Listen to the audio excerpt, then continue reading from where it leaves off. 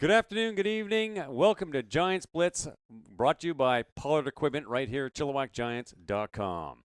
I'm your host, Tim Amy, and my special guest tonight, speaking of Pollard Equipment, as a matter of fact, That's us. our midget head coach, none other than Mr. Matt Paisley. Welcome to the show, my good friend. Thanks a lot for having me tonight. Really appreciate it. It's my pleasure. Now, Matt is our special guest tonight for the simple reason that he is the architect behind the Phoenix Rising from the Ashes, Reborn, our midget program up and running. And Matt, how does it feel?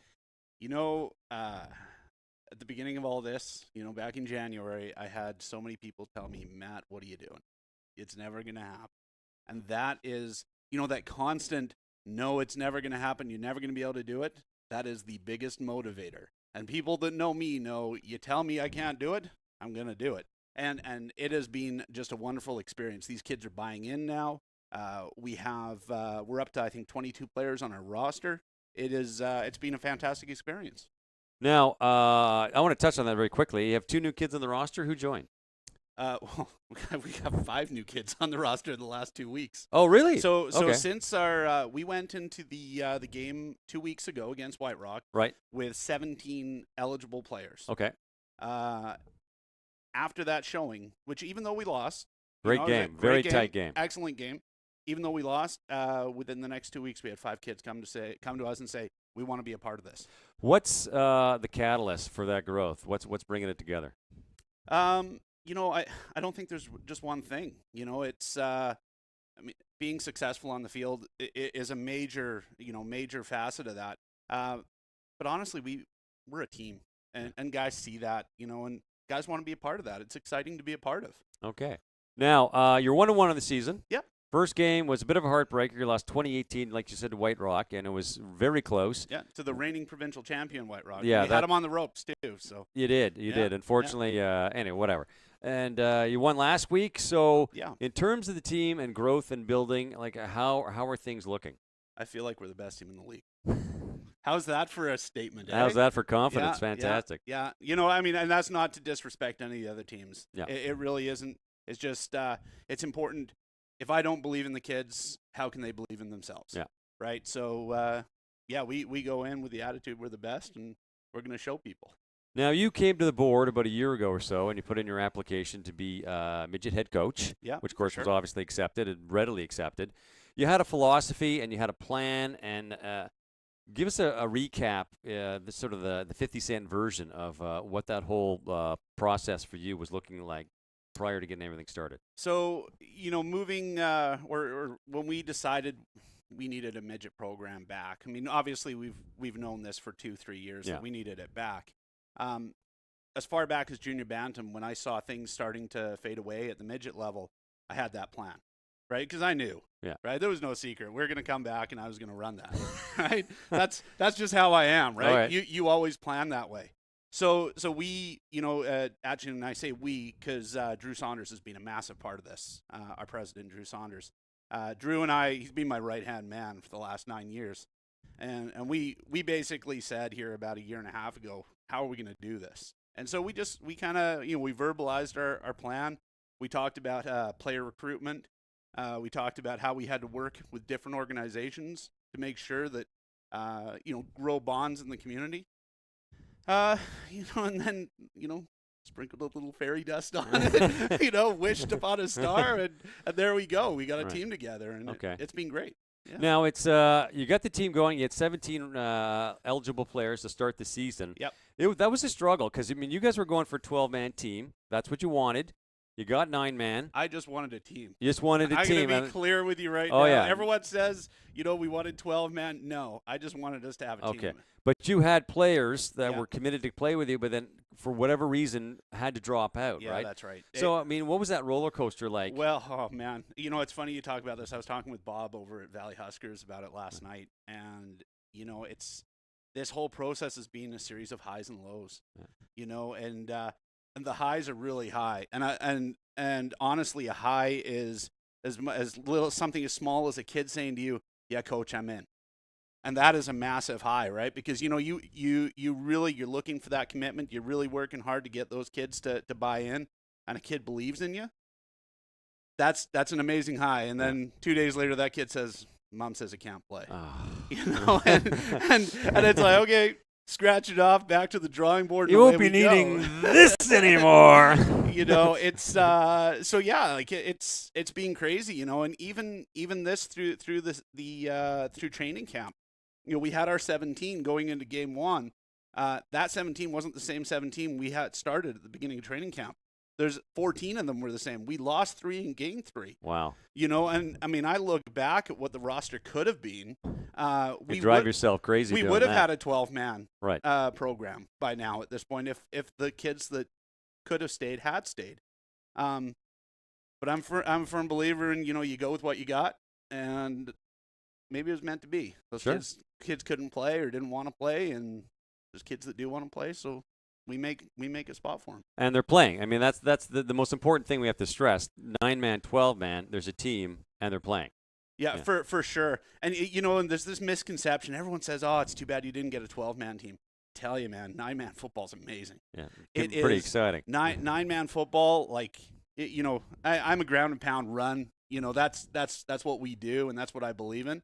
But this last week of practice, pass, and it's completely out of character for me, but that's okay because it's what the kids, it's what this game decides needs to be done, and it's what these kids want to do. We're making it fun.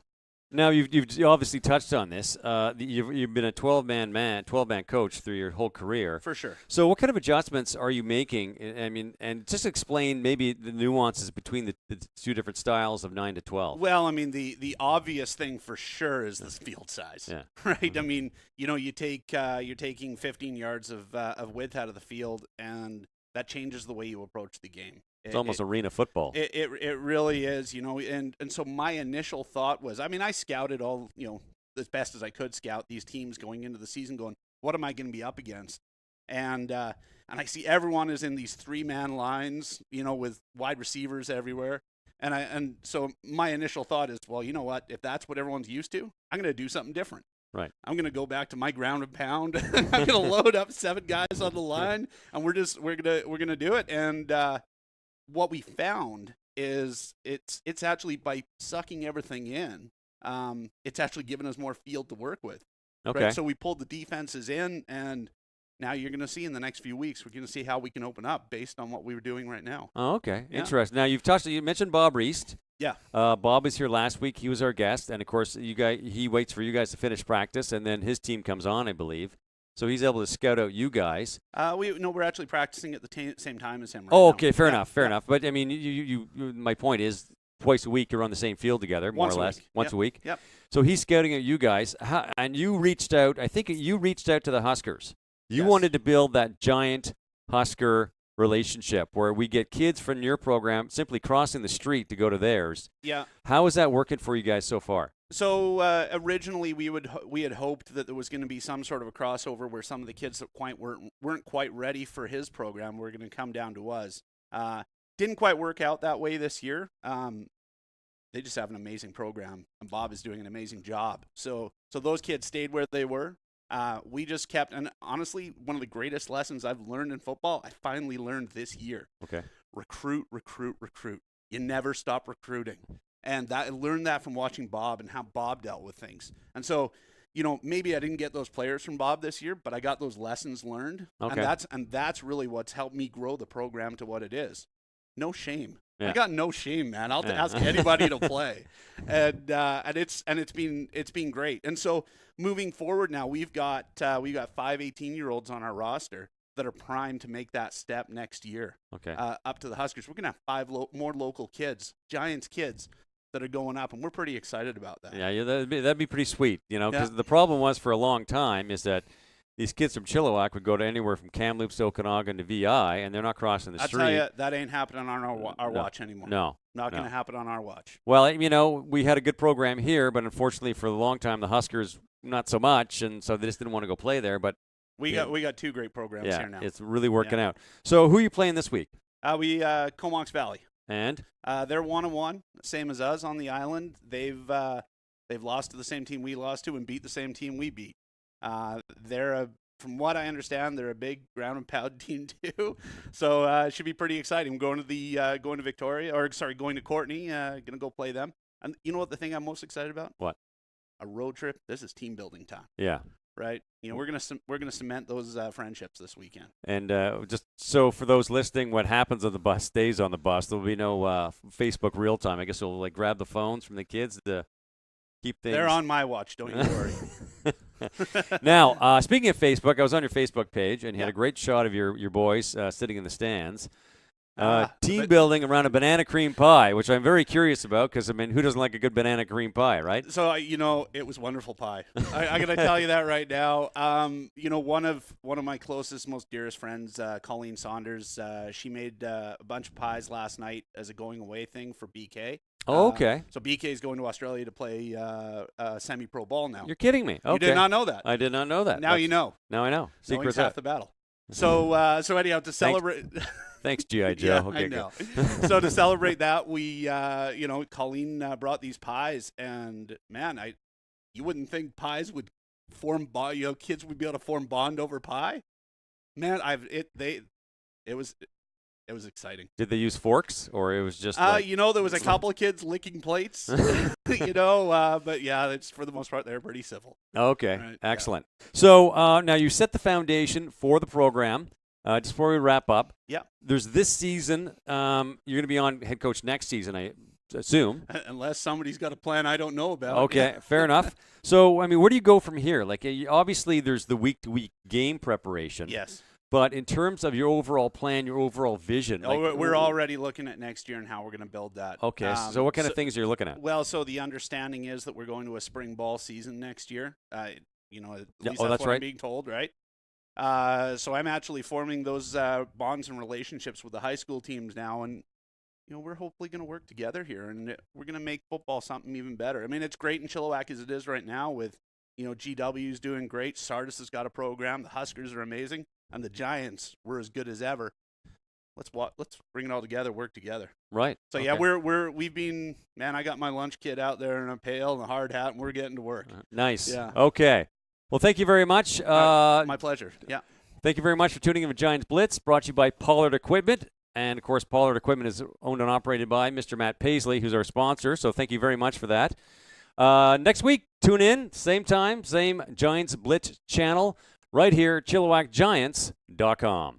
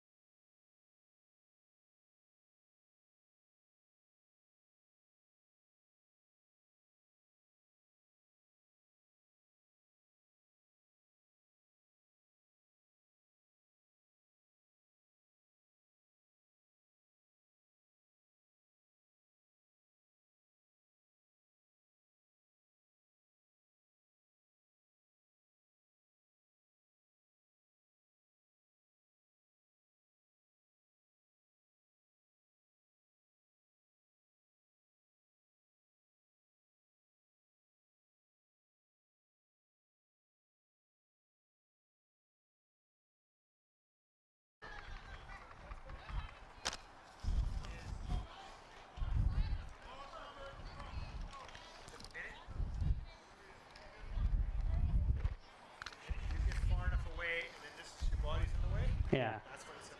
Yeah, so I'm just going to stay right. All right, ladies and gentlemen, welcome to Friday Night Lights, a junior bantam Pee-wee, or junior bantam, see I'm getting Pee-wee. Junior bantam red versus Abbotsford. We're going to do some announcements here. We'll start with the Abbotsford team.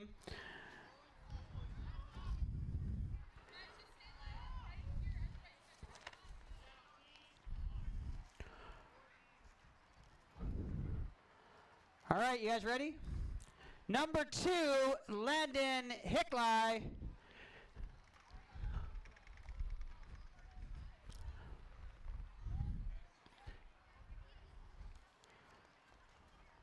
Are we ready, Wayne?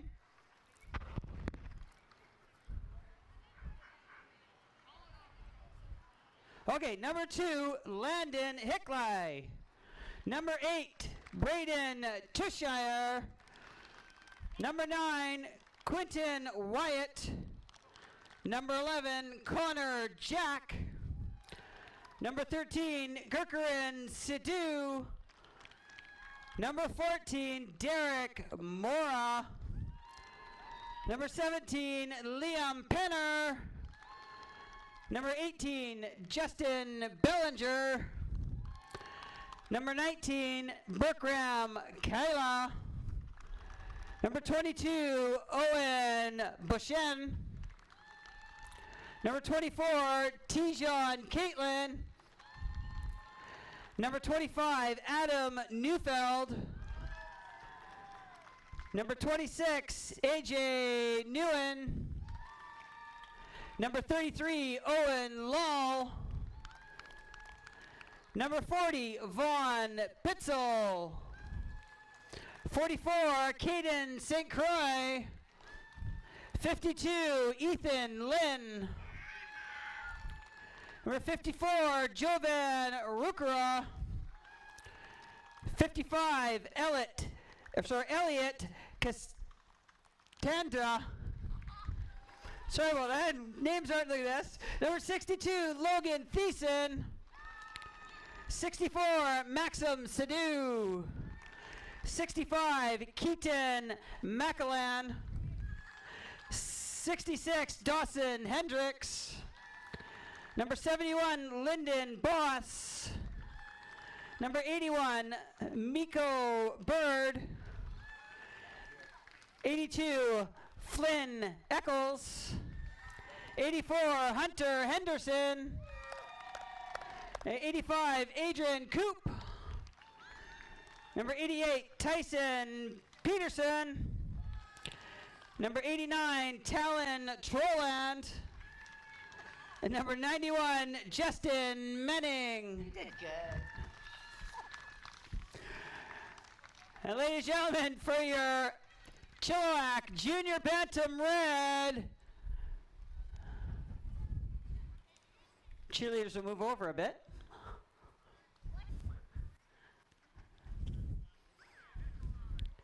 Number 1, Clark Parker.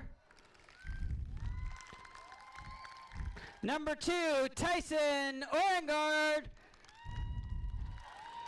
Number 5, Lyndon Arnesh. Number 10, Carter Dallas. Number 11, Lucas Julian. Number 14, Aaron Augustine. Number 21, Pearson Capstick. Number 22, Gavin Parks. Number 23, Aiden Hewitt. Number 25, Phoenix Campbell. Number 32, Billy Hunter. Number 40, Logan Tosher. Number 42, Jeremy Mussel. Number 43, Lucas Pollard. Number 50, Keegan Chappell. Number 52, Jaden Brennan. Number 55, Aiden Direk. Number 60, Aiden Parks. Number 61, Jack Bowman. Number 63, Kaylin Conrad. Number 72, Matthew Chapman. We jump to 81, Caden Anderson. Number 84, Clive Kigma. Number 88, Hayden Pugsley. And number 99, Yapo Conte. Ladies and gentlemen, your junior bantam red. Now forget you all stand up and face the screen for the national anthem.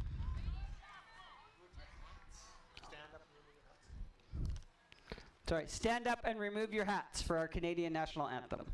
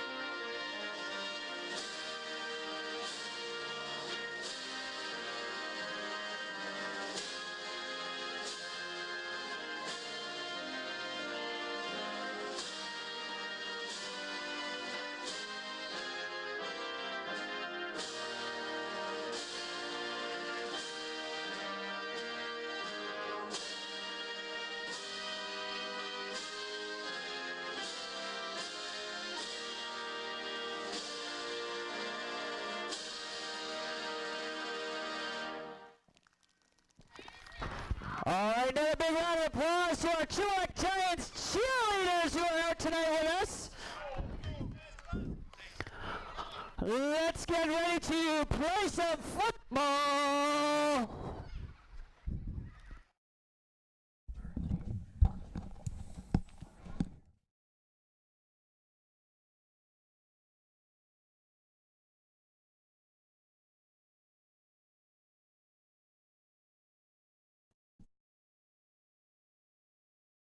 And welcome to another Canex Masonry Landscaping Friday Night Lights. Easy for me to say. Your host, Tim Amy, with the incomparable Mr. Matt Macri, that handsome devil. How are you, buddy? Excellent, excellent. Another Friday night, another rainy Friday night. It's snake bit for weather on Friday nights, I tell you. I know. But that's, hey, it's the wet coast. Right. And we got used to it out here. Still got the sandals on, though. That's right. Yeah. Oh, why take them off? No. Did you shower with those? Did you sleep? Well, No? I take them off in the shower and then right back on. There you go. Perfect. They make me wear shoes at work. I don't know what it is about that, but 8 hours a day. So unfair. Okay, so we have a nice junior bantam matchup tonight. Chilliwack Junior Bantam Red against your Abbotsford Falcons. Yes. I'm a help coach this team this year, and it was a real tough night to decide between being on the field or being up here, but made a commitment to the Chilliwack Giants. I got to stick with it. So thank you so much. And we got a good coaching staff over there. They've been together for a lot of years. They've worked with most of these kids from first year Adams. So they did 3 years of Adams together, right, all the way up to now they're second year JBs. So. And they won a Pee Wee championship together 2 years ago. Yeah. This group of kids right here. So and then the kids that weren't on that Pee Wee team were actually on the team that me and Cole Sangari coached together. Oh, okay. So I've known these kids for years. They've all been on my Kickstart program. Okay. So I wanted to, my last year of coaching, I figured, I want to be with kids that I was very familiar with. Sure. Have a good time with it. And the coaching staff's excellent. Chris Bedore is the head coach. I started with Luis Garcia over a decade ago for a couple of years, and then they had a bantam team in Abbotsford, and it was just Chris. Right. So they were like, hey, can you go help him? So I went over there, and he taught me a ton. Nice. So great guy, really good guy. Yeah, it's you stick with what you know, and these kids here in the junior bantam side, very similar. A lot of them played in Benny's Adam team. I've coached some of them in flag. Some of them are on our JB team last year, Pee Wee teams the year before, and you really do grow up the kids, And some of these coaches, Jerry Talker and I coached flag a couple of years ago. I got to know Logan, his son, who unfortunately has a broken collarbone and cannot play for at least another 2 weeks. And he's a bit of a stud player, too, He's isn't he? not a bit of a stud player. He is a stud player. He really came into his own as an athlete this year, and he hit his growth spurt. I mean, when he first played in Pee Wee, he was bigger. He was sort of shorter but bigger, and he's hit his growth spurt. He's thinned out. He missed flag season because with the growth spurt, his knees got a little wonky. Yeah. And he was just tearing it up in practice all summer, and then got tackled one day in a scrimmage, and crack goes the collarbone. Oh, it's so quick. So he hasn't played all season. So, Logan, man, my heart just broke with your collarbone. I couldn't believe it. Such rotten luck. But we dedicate broadcasts. Yep. And it's your turn tonight. So who's the dedication? Well, I thought about this all week, and I can't think of anybody better because it's one person that's helped grow football, especially here in the Valley, but in all of BC for at least the 10 years that I've been here, even longer. And it's her last year as VCFL president. Okay, I know who you're talking about. So, I mean, there's no one better to dedicate a good Friday Night Lights game. Abbotsford Falcons, Chilliwack Giants, JB to Shell Sangara. There you go. We'll dedicate this one to her because everything she's done for these kids to help them get where they are, right? And, I mean, you look at, like, the Chase Claypools and the Taylor Mantes, these guys, she's had an impact in all their lives. And there's our opening kickoff. It is a white receive and bobbled ball. And it looks like the Falcons have grabbed it, so they're going to go 1st and 10 about the 50-yard line. Shell, we're hoping for Shell to come on for Friday Night Lights. Not Friday night, what am I saying? Giants Blitz. What am I doing right now? Giants Blitz next week, if she can make it. I mean, it's a physical thing because she actually physically has to be here, and she's in Abbotsford, we're in Chilliwack, and sometimes schedules and highways don't really work schedule and whatnot too. I mean, the Blitz is pretty early, so it is. I mean, very tough to get here. She loves the kids, and and I know she's always watching, right? Yeah. She loves the sound of my voice, of course, just like I do. Oh, yeah. I dream about it. Big handoff, big number 91 in the backfield, thunders up for. If you didn't get a first down, that's pretty darn close, and of course, that's the big boy Justin Menning, number 91 for your Falcons. Yeah, big Justin. Menning there. Huge. He hammers. It's hard to take him down, but a great tackle here. I think it was number 10 there that took him down, Dallas Carter. And you have to go low on him. You're not going to wrestle him to the ground, tackling his upper body. You got to go low on him. And Dallas did the perfect thing, went down low, took him out at the ankles, and knocked him down. And so it's Carter, Dallas. They do this. Sometimes they have the last name first. There's your boy, number 24, the Dipsy Doodler in the backfield. He's got some room. And that is another first down for Abbotsford, and the Falcons are just not soaring. They're pounding their way up the field.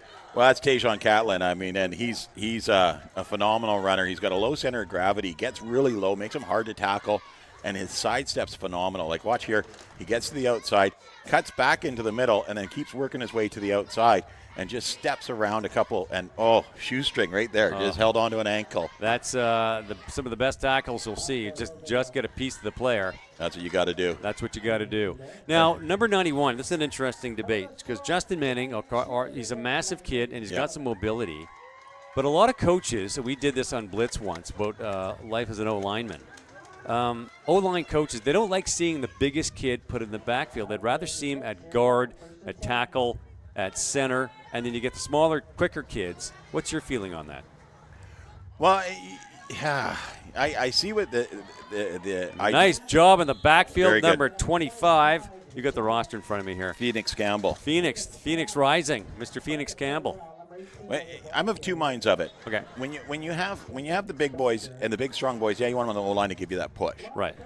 But when you've got a big boy that's very athletic, okay, having him in the backfield is a blessing. Oh, it is. And we saw it with 2 years ago, Pee Wee Provincials, White Rock Titans. Okay. From the VMFL came, and their runners, their fullbacks, all would be offensive linemen and most guys, right? But you've got to give the big boys a chance too, and some of them don't want to. Right. Some of them aren't that athletic, but they're perfectly fine with being a blocker. Looks like we got a pass, and that is a pick. Number 2, is he going to get? Oh, nice, very good. Look at that. That's some good football action. Who was that? Number 2. You're holding the roster on me, buddy. Parker Clark, Mighty Mouse. No, what am I saying? Tyson Orgard. Very, very good athlete. kills it in flag season because he's such a brilliant wide receiver. So they have him on corner here, and that is a big Was pick. that Yapo? No, Yapo's number 99. Oh, yeah, okay. Boom. Okay. And I love the way he just turned and threw his shoulder right into that defender. Well, that was number 11, Connor Jack, who came over there, and that's the quarterback. He threw that ball away, so he had to go make sure that wasn't run back for a touchdown. Now, this junior Bantam Red team, we're going to see their offense here. They've had a bit of a tough start to the season, and right back to Tyson in the backfield. Look at this. Look at the effort. That is nice. Nice bit of running right there. Picks up about 6-7 yards, and it's a 2nd and 3 at the 54-yard line. What? This junior Bantam Red team for Chilliwack has had a bit of a tough season. They've given up a lot of points, but if I give them any credit, they have really good first halves. Oh, really? They're in it for the first half, and then they get inside their heads, and they get scored upon a couple of times in the second half, and things kind of fall apart for them. So I'm looking to see a strong second half and just a good game. Well, that's what you want. You want to be consistent throughout the game here. And they went back to the same guy, number 2, Tyson Orgard, and a great runner there. But the first one, he got positive yards because the nose tackle ran right past him. Right. That time the nose tackle broke down. Yeah. You're not going to beat him on the same place twice, but with a runner like him, because he's got great moves and hard running, you want to hammer that ball as many times as possible. So another player to watch right here is our wide receiver, and I think that is Clive Kingman, number 84. Yeah. That looks like Clive to me, right? Yep. Yeah. But he's a good athlete, very fast, very quick, and they put the ball to him a lot. Got picked sixth a few times last week against, I think it was Meadow Ridge. But we'll see what they do with Clive. So is that a turnover and downs? No, because you had a procedure call on the offensive line. So Gotcha. someone on the offensive line moved, so the whole D-line jumped. Gotcha. So, I mean, from a camera point of view, it looks like the D-line was offside. Right. But as soon as someone on that O-line moves, the D-line's going to move. There you go. So, So it's a now 3rd and 10. Yeah. So it must have been a 5-yard penalty. And let's see if Junior Bantam Red can get themselves a first down and keep this drive going. And Carter Dallas at quarterback is just superb. And going to Big Yapo, number 99, and just too much traffic on that O-line. And a dog pile on him. Yapo, we've seen Yapo for over the years. Oh, yeah. I know some of the coaches on the JB team have. Some of the coaches on the JB team have coached Yapo in Star Bowls and whatnot. Sure, right? yeah. Great kid, hard runner. Saw him last year in the JB provincials. Okay. He's phenomenal. Right. Love watching him play. He's so good. Oh no, it was Zone Bowl. Okay. Zone Bowl. Yeah. He was a star out there. Yeah. My goodness. Solid kid. He's got the size and he's got the speed and he can really move. Yeah. So I got our scoring lady has a question, so I'll just. Sure, fair enough. You're in charge. Okay, I'm in charge. And Big White goes to number 91. He's got some room on the outside. Dodges one tackle, dodges and hauled down. Looking about the 30-yard line. 1st and 10 White. And they're Falcons, but they're keeping it on the ground, and they're moving that ball up the field. And again, back to Mr. Menning. Big, solid Menning. There we go. Okay. All right, here we go. Replay is brought to you by Marlin Travel. 1st and 10, Falcons down here on the 29-yard line. There we go. We're working out some issues. Here we go. 1st and 10, 30-yard line. Abby White get their big boy in the backfield. And they go, oh, nice reverse. Can they cut some room? Look at this. He's got some room on the outside. And he's going to make it to the end zone. And that is number 26. Number 26, pardon me. AJ Newen. AJ Newen. Is it Newen or Nguyen? Newen, pardon me. Newen, yeah. And a phenomenal player AJ is. Yeah. He's such a good kid to coach. He's such a positive attitude leader on the team. But his effort is unbelievable for someone that age. So first year junior bantam? Second year, okay. Second year, yeah. So he'll be moving on to brighter and better things next year. But the thing to watch with him is his body movement. He is so smooth out there, going from side to side. Yeah, fluid. Very, very fluid. And he runs hard. Big number 62 looks like he's going to go for the uprights.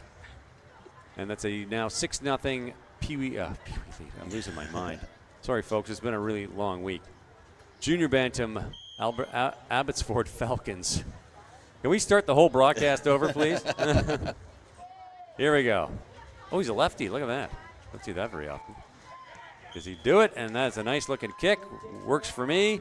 So that is an 8-0 Falcon lead over JB Red. And I want to see this Red team come back and tie this game up because, like I said, they have good first halves. But they ran into some trouble. They lost 2 players to injury. Yep. Big Matthias Chapman, of course, and Logan Talker with the collarbone. I seem to think they lost another player to injury, but I can't. What's your son's name? Billy Hunter. Oh, yeah, Billy was superb in the backfield. So that's three on the injury reserve.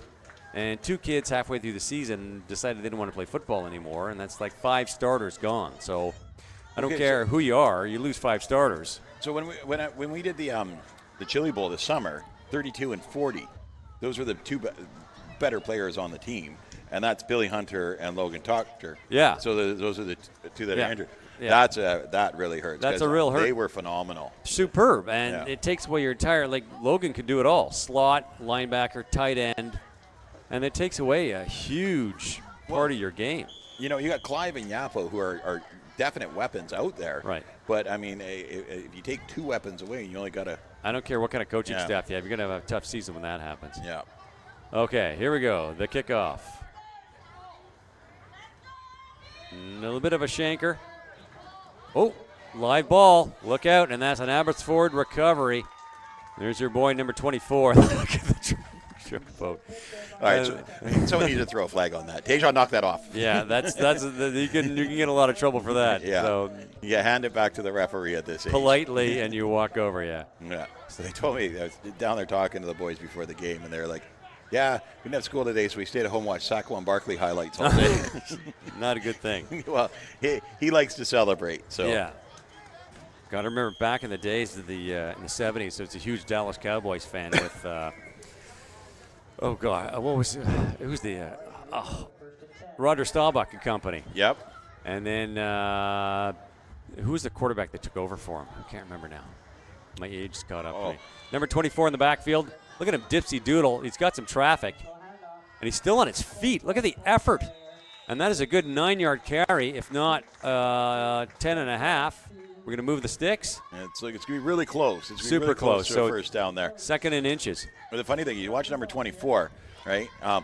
Typically in those runs, he loses a shoe, right? Okay. And I've seen him lose both shoes and keep running before. So he did, like you said, Dipsy Doodle, good movement, low center of gravity, so he's really hard to tackle, especially for the big guys. Okay. The littler guys can get down on him easier. But, yeah, that low center of gravity and the quick movements just. And there's your big boy Manning, gets that first down plus. Yeah. And then high tackle. I think Tyson Orgard got under his feet a bit there. Yeah. But that's still a first down for your Falcons. Again, I'm having major issues and someone's phone is ringing now. I'm really getting thrown off. You got the high low here. You got we got everything tonight. Beauregard went low and Yapo went high, and that's a perfect way to take Justin down.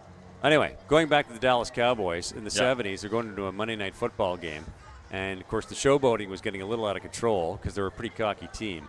So the league said, any showboating, we're going to fine them. So a radio station started a fundraising campaign. We'll pay the fines. Oh, look at that. Number 26 dodges a tackle in the backfield. And is he on his feet? He is, and that's another Abbotsford first down. Well, and once again, number 26, A.J. Newen, and the fluidity of his movement. I mean, he looks like he's getting tackled here, but all of a sudden, the defender's grabbing at air. It comes around the outside. Nice big block by Menning there. Steps out of the tackle there, steps around another defender there, and gets up the sideline before he's finally gang tackled. I think there's 3 of them there. And they just keep rolling along. I mean, this is a really good running team. They've got a good O-line set up. They're opening up the gaps. They've got tons of room. Yeah. And, when you have a killer backfield like that, in that combination, O-line backfield, well, anyway, you got a good O-line. Doesn't matter who your backfield is, you're going to get yardage. But that's a lot of speed back there, and your defense better be sharp. Here's a nice little handoff. Number 2 cuts to the outside. He's got some traffic, cuts in, still on his feet. He's going to get some yards. Look at this. Still not down. Are they pushing him back? Yeah, they are. He ran himself forward 5 yards and then back 5. Oh. And, keep going forward for crying out loud. The number 2, Landon Hickley, he's a good player, great receiver, but one of the things we work with him on practice is go forward. But here he comes to the outside and he sees something, so he cuts up. Now he's positive keep yards. going. Now he comes back and he gets some more positive yards, but then he's running away from Yapo there, gets away from him, but still can't get back up the field to get that positive yardage back. One of the things we're going to do for Giants Blitz, one of our topics, hopefully, is going to be Adam Football herding cats and how to coach Adam Football, right? And the hardest thing about Adam Football is they run 45 yards laterally and pick up a half a yard forward. It's like, move forward. Well, I get dropping back. He's got a pass. He's got a man. That's number 2. He's cutting to the outside. He's moving, and they knock him out of bounds. Well, that's pretty close to a 1st and 10. It's going to be way up there. I don't know. 3rd and short? I think it's going to be a 3rd and short situation there, yeah. But they picked up a good 10 yards on that play, and Abby White just keeps it rolling along. Well, they went back to Landon Hickley. And now these two here, the quarterback, number 11, Connor Jack, and number 2, Landon Hickley, have been buddies forever. I think they've been all the way through elementary school and now in middle school. And they play flag football together. They throw the ball at each other in the yard every day. So that's just a no-brainer for them. I don't even think they have to look.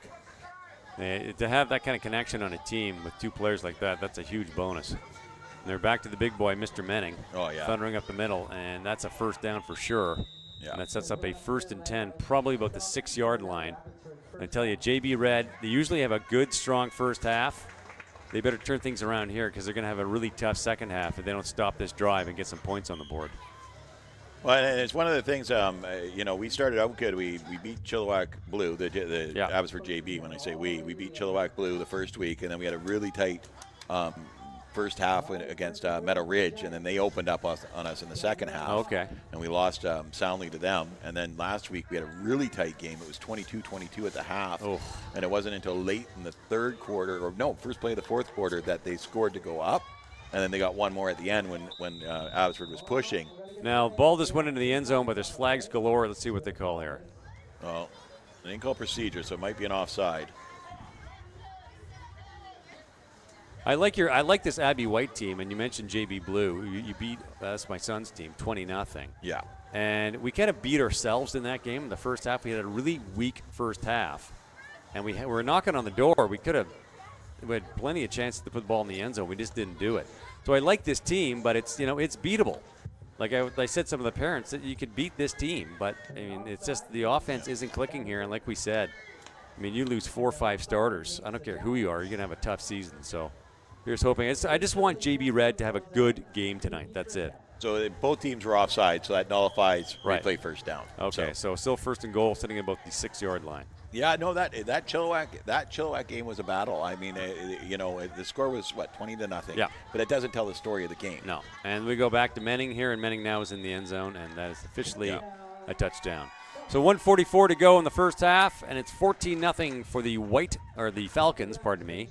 There's no black Falcon. There's just the one JB team, right? There's just the one JB team. Yeah, so the Falcons, but Abbotsford Falcons. I get in the habits of Pee Wee White and JB Red, and so yeah. Yeah, and it's nice because we have multiple teams in each league, in each club at different levels. So I mean, we got Chilliwack Red, Chilliwack Blue, Chilliwack White at all levels besides JB and Abbotsford. They have 2, so it's black and white, and it's nice to see that kind of enrollment in kids football. Oh yeah, still. It's superb. Yeah. It's superb. And Chilliwack now is home to a couple of high school teams, so there's a lot of football going on in this town right now, and it's good to see. It's a healthy sport, I mean, I'm a Giant, and I'm biased as a Giant, and I want to see everybody come to the Giants because, I'm selfish. But you can't overlook the fact that there's a lot of football going on, and a lot of kids are playing, and it warms the old heart. There's a PAT. That's good for 2, so a 16-0 Falcon lead over the Red Giants. And let's see what they can do when they get the ball. And it's one of the things that you love about community football, and the fact that I'm an Abbotsford guy, sure, but I'm here promoting, doing Friday Night Lights, promoting the Giants, because it's not about the team on the field and the wins and the losses. It's about growing the sport. Yeah. At the young age for these kids and giving them the opportunities that we had as kids to play. Exactly. And I mean, once again, we go back to the dedication to Shell. I mean, she's never coached. Her son played, and she loves the sport, that she wants to build the sport. And daily she's promoting football in the Valley. She's promoting football in BC. She's promoting, and that's a nice thing about the people that are invested in the Valley Community Football League. Oh, for sure. And, you know, no kidding. It's like having a second full-time job doing that job. Yeah. Like you're going to run the league. Even running an association is just a ton of work. Yeah. And it's so nice to find someone who is that dedicated. And she did it for a long time, didn't she not? Oh, There's yeah. a nice kick. I like that kick. Clive Kingman's going after it. Clive picks it up. He's got some wheels. He's got some room. Can he get some blocking? He thunders up, and he doesn't. He's brought down at about the 30-yard line. So that's not a bad field position. Nope. Clive Kingman's dad is sitting outside a camera range over there, and he's got this fantastic full-size, very groomed beard. And Brad Bone, whose son's playing on the team, Lyndon Einish. What is it again? Arnish. Brad's got a nice beard going, and it'd be nice to get a beard contest, but the last thing you want is parents splitting hairs during the. I just killed that joke. I've been practicing it all week, and I just blew the joke. Yeah, no splitting hairs. You don't want people splitting hairs. Never mind. All right, handoff. Tyson Orgard. He's got some room. Can he beat that tackle? Nice stiff arm, but he brings him down. And we've been working on that. You said, how do you defend the stiff arm? Right there. You get a hold and you pull them down. There you go. Number 9, Braden Tuxerer there with the tackle. And we were working on that this week even in practice because he's new to the halfback position. Okay. And right there, perfect. He gets a hold of the arm and just brings him down. Yeah. Yeah. Stiff arm drives me crazy. It's the only way to defend it. Yeah, it drives me. It's a gift. The arm's coming out. Sometimes it's really tough because it's a quick jab. Yeah. And that's hard to sort of grab. You don't want to focus on the arm too much. But when you see the arm coming out like that, for crying out loud, grab the thing and pull it down. Yeah. But Tyson still picked up 6 yards on the play, so great carry for Tyson. Nice little back to Tyson in the backfield. I think he's in a bit of trouble there. Yeah. And I think a play, maybe things got a little crisscrossed there. Well, you got number 62, Logan Thiessen out on the end on the far side doing contain there. And he's so quick. He gets past that tackle so fast and gets up the field to contain Tyson and bring him back to the middle where you got the other end. Dawson's already back in the backfield. So it just happens so quick that you just don't know what to do there. I'm going to have trouble focusing. Sorry, our runner here brought up there's pierogies and kubasau. And it looks like a high snap. What was that? Sorry, I was distracted by food. Pardon me. Anyway, it's Pee Wee. I'm doing it again. JB. White ball. It's Abbotsford ball is all I have to say. I'm sorry, folks. I'm terribly sorry. I'm, for some strange reason, having focus issues tonight. Yeah. Abbotsford Falcons ball, 1st and 10 at the offensive 32-yard line. So it's third down there, and I missed what happened in the play there. I turned and looked at the food, too. We're looking at the food. Sorry. Sorry. I'm fat. It's dinner time. Things happen. So now they're going to bring the end of the quarter, so they're going to go to the other end. But it was a turnover on downs, right. And Abbotsford's going to get the ball in very good field position here. That's dangerous. Part of another issue they're having with Red is they only have one big player in Yapo. It's a young team, so I mean they're building a foundation. Probably going to come in for watch this team next year. Yeah. But Yapo's the only sort of big mobile guy they got in the field, and it's a lot for one player to handle. But let's see what they can do here. They're only down by 16, 2 touchdowns. That's not the end of the world. Well, and you know when we played them in the Chili Bowl, we had the number 32 and the number 40, the Billy Hunter and the Logan Talker. Yeah. Who were excellent. I mean, so you had more weapons out there that you can go to. I mean, so far, you know, Tyson's getting the majority of the carries here. But he can only do so much. Exactly. You need Tyson, you need Logan, you need Billy, you need this, you need, Clive's another one to get the ball, too. Yeah. Clive will get the ball. Looks like we got a bit of a bobble snap there. Abby will recover. Yeah. Number 11 just rather astutely dove on it, so a 2nd and 10, pardon me. And we're at the 30. I'm having trouble here. 33-yard line? Yeah, it looks about the 33, 32, 33 round there. So number 11, Connor Jackson, under center today as quarterback. He practiced all summer as one of the quarterbacks. They've got 3, and he practiced all summer as one of them. But then he broke his finger. Right? And so he hasn't played. This is his first game action. And so they gave him the start under center. And it's his first game action of the year. He's just started practicing again this week. And there's the ball right to him, number 11. He thunders up. Picked up a few yards on the play, but it'll be about a third, maybe 7, maybe 8. So if JB Red can do a 3-and-out here, this is the big test for them now. So they're down by 16. They got a full quarter to go.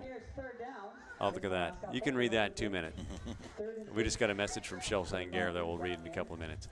If JB Red can shut them down here and do a 3-and-out and get the ball back, 1 touchdown, they're back in it. And they still got like a good 10, 11 minutes to go in the quarter. So I'm pulling for them. I want them to have a good game. I said that before, and they'll keep reiterating throughout the.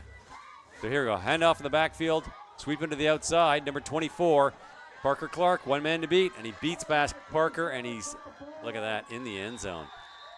In the end zone. That's tough. Yeah, and the reverse happened there, and unfortunately it seemed to be a bit of a bite on the reverse. So the majority of the defense went one way, and you come back the other way with number 24. So number 18, Justin Belanger, hands it off to number 24, Dejon Catlin, who gets around the outside edge, and he just beats that one tackle. Yapo catches up to him here at the goal line. And good on Yapo. This is very, very good sportsmanship here. He realizes that he's already in the end zone, so he doesn't throw that unnecessary hit, right? No. And that's good sportsmanship there. Yeah. Nice kid.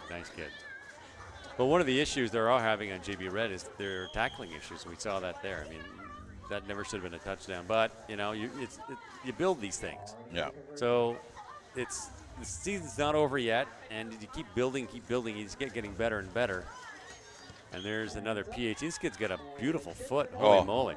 Big boot. Big boot. I work with a special team, so I've been working with him. He's a phenomenal kicker, but it's all toe bash. Oh, okay. Yeah, I mean, if we can get him formed, the strength in those legs, the way he's driving that ball just off the end of his toe. Yeah, he's just. Yeah, you're right. It's just leg. He's not getting his hip in, his whole body into it. Yeah, I'm not a big kicker, right? Yeah. Unless it's onside kicks. Then, yeah. Don't get it started. So a 24 Abbotsford lead over Chilliwack. 11 minutes to go in the first half. And Chilliwack has another chance at the ball here, and I think they're just a bit snake bit. They need to get it going. Grab a Abbott or a Chilliwack parent. Some of them have them, some of them don't yet. There's some at the front counter. We're watching our emotions here to get the clock started. That's what we're talking about. It's confusing. It's okay. I could not do time clock because I'm like, when do I do it? I don't know how to work the machine.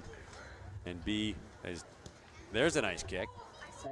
And looks like Parker Clark picks that up. And he's got some wheels if he can get some momentum going, but didn't get the blocking.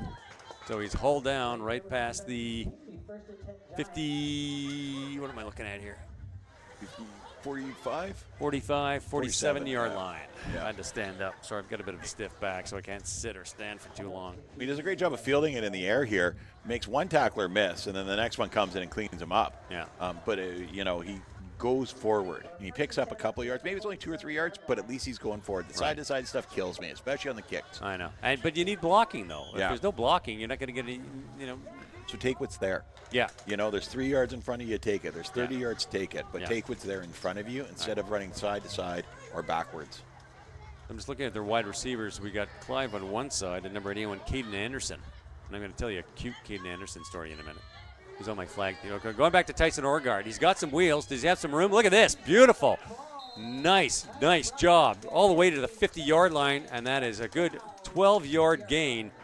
And JB Red has something to feel good about. That was a nice job by Tyson. Well, and you got to give Clive some credit here. I mean, watch this block on the outside. He does a fabulous job of not just getting the block on, and we can't see it here, but right at the edge of the screen here, he's not only does he get the block on, right there, but he keeps the block until Tyson gets past him, which is phenomenal because a lot of guys get up and block, and let it go. Right. There he held the block, and it got the first down because of that block. And that's the frustrating part for coaches, too, because they have some components, right? And there's a sack in the backfield, big 62. No one was blocking him. And Carter Dallas just gets hauled down for a loss, and it's getting frustrating for him. Yeah. So Caden Anderson is on my flag team. Yeah. And we're playing a jamboree. We're going up as a team with 5 kids and 1 coach, and you know, their parents put them in flag football because they wanted to get them off the couch or something. Like they weren't having a good afternoon. So we're the last team they're playing, I think, and they hadn't scored a touchdown yet. And I'm like, I don't like this. I don't like this. This isn't good. So I turned to my quarterback, and of course I can't call a timeout. Otherwise I've got the whole team in there. And we're up by 3 or 4 touchdowns by this point. Here's the snap. Number 10. And missed handoff. 25 dives on it astutely, but that's going to be 3rd and very long. And that's frustrating when that happens. So anyway, I turned to my quarterback, Tegan White. I said, dude, throw a pick 6. Like, let him score. I don't care. We're up by 3 or 4 touchdowns. We're not going to lose this game. Throw a pick 6. Tegan, God love him, is almost putting the ball in their hands, and they're knocking it down for an incomplete pass rather than catching it, right? Jeez. And he's looking at him, and he's shrugging, right? I'm like, oh, don't worry about it. We're 3 and out. I don't care. Yeah. So it's their turn. So Caden's closest to being on defense. I'm like, Caden. He's like, what? Caden, do me a favor, man. Let him score. What? He could not believe what he was hearing. Oh, God, it was cute. Anyway, they didn't score it. And we got flags on the play here, so hopefully Red gets another kick at the can. Yeah, I think the linebacker tried to get in there quick. Oh. 5-yard penalty? Oh. You see, the linebacker came down, and I think the O-line jumped because he saw him coming down. You know, it's like Matt Paisley says, O-line. You got a good O-line, you got a chance. Yeah. All right. Yeah. And it's 3rd and very long, and it looks like they're going to try and go for it. And here's another problem. They don't have a foot. No one can just punt the ball away. Just move it 10 yards up the field, if anything. All right, Carter's got a great arm. He has a man, and he's picked off number 26. And he's got some wheels, he's got some room, and they're going to haul him down, hopefully just get him out of bounds. There they go. Yeah. So we had Parker Clark in his sights. And Parker, I played against him in flag, and he's unbelievably fast. He's unreal how fast he is, but he doesn't bring the same game to the tackle game. Yeah. And he's shorter. He's a bit slight, but his feet don't touch the ground. He's so quick. But it's, you know, you can't do it all on your own. And yeah. And then you got, you know, number 26, A.J. Newen, who's just a phenomenal player both on offense and defense. He just gets up there really high and gets that ball. And Yapo, who pulled him out of bounds? Yapo Konta. Yeah. They're one weapon on the field, but, you know, you just can't do everything.